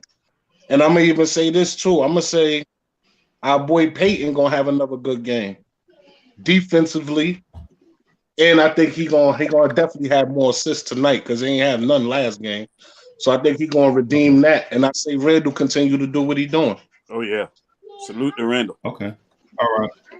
All right. So still, you want to go out? You got a bold prediction? Okay. All right. Bold prediction? Hold on. We talking about going out on the limb. Yeah, out on the limb, bold prediction, yeah. I'm about to jump off of Jimmy's cliff in Jamaica. Reggie Bullock is going to drop 19 points. Okay. That's a good one. That's a good one. That's Rick's Cliff, though, by the way. I think it's Rick's Cafe. Rick's Cafe, but we call it we call it Jimmy's Cliff. Yeah, because off of Jimmy Cliff, the reggae star, we used to call it Jimmy's Cliff. Okay. Dig me, but at Rick's Cafe, we jumping off of that. So he's gonna drop 19 on y'all in Cleveland. All right. That's all right, Prince, you got one? I'm gonna go off the cliff. Jules get his first triple-double tonight. Jules gets his first triple-double tonight. He definitely was close to last night. So Randall trip dub. Okay. All right. So I'm a after this I'm gonna wrap up, man. So I can get some. I'm also Chuck ain't get his yet. Twitter stuff. I didn't get my prediction yet. Chuck, you ain't give your prediction? No, you sure did. Okay, go ahead, Chuck. Either. Joanna Man. Ghetto Intellect. I was trying to save you for last. Mm-hmm. Joanna Man gonna have 7 points and 6 fouls. Knicks gonna lose by 13. That's my bold prediction. Who's Joanna Man? Frank. Who else looked like Joanna Man? Hey, and I guess your boy is Wesley Snipes and Tuwon Fu, DSJ. No. Oh wow. Hey, so Ghetto Intellect, you wanna do yours? Yeah, so I'm gonna go ahead and run with the Prince, and my off the cliff is Julius Randle continues to push for most improved player of the entire NBA tonight to prove that he's improved. But I want to. My prediction is going to put some concerns in. The only way our guard, I'm gonna go with Josh and say our guard play will be better than their guard play tonight.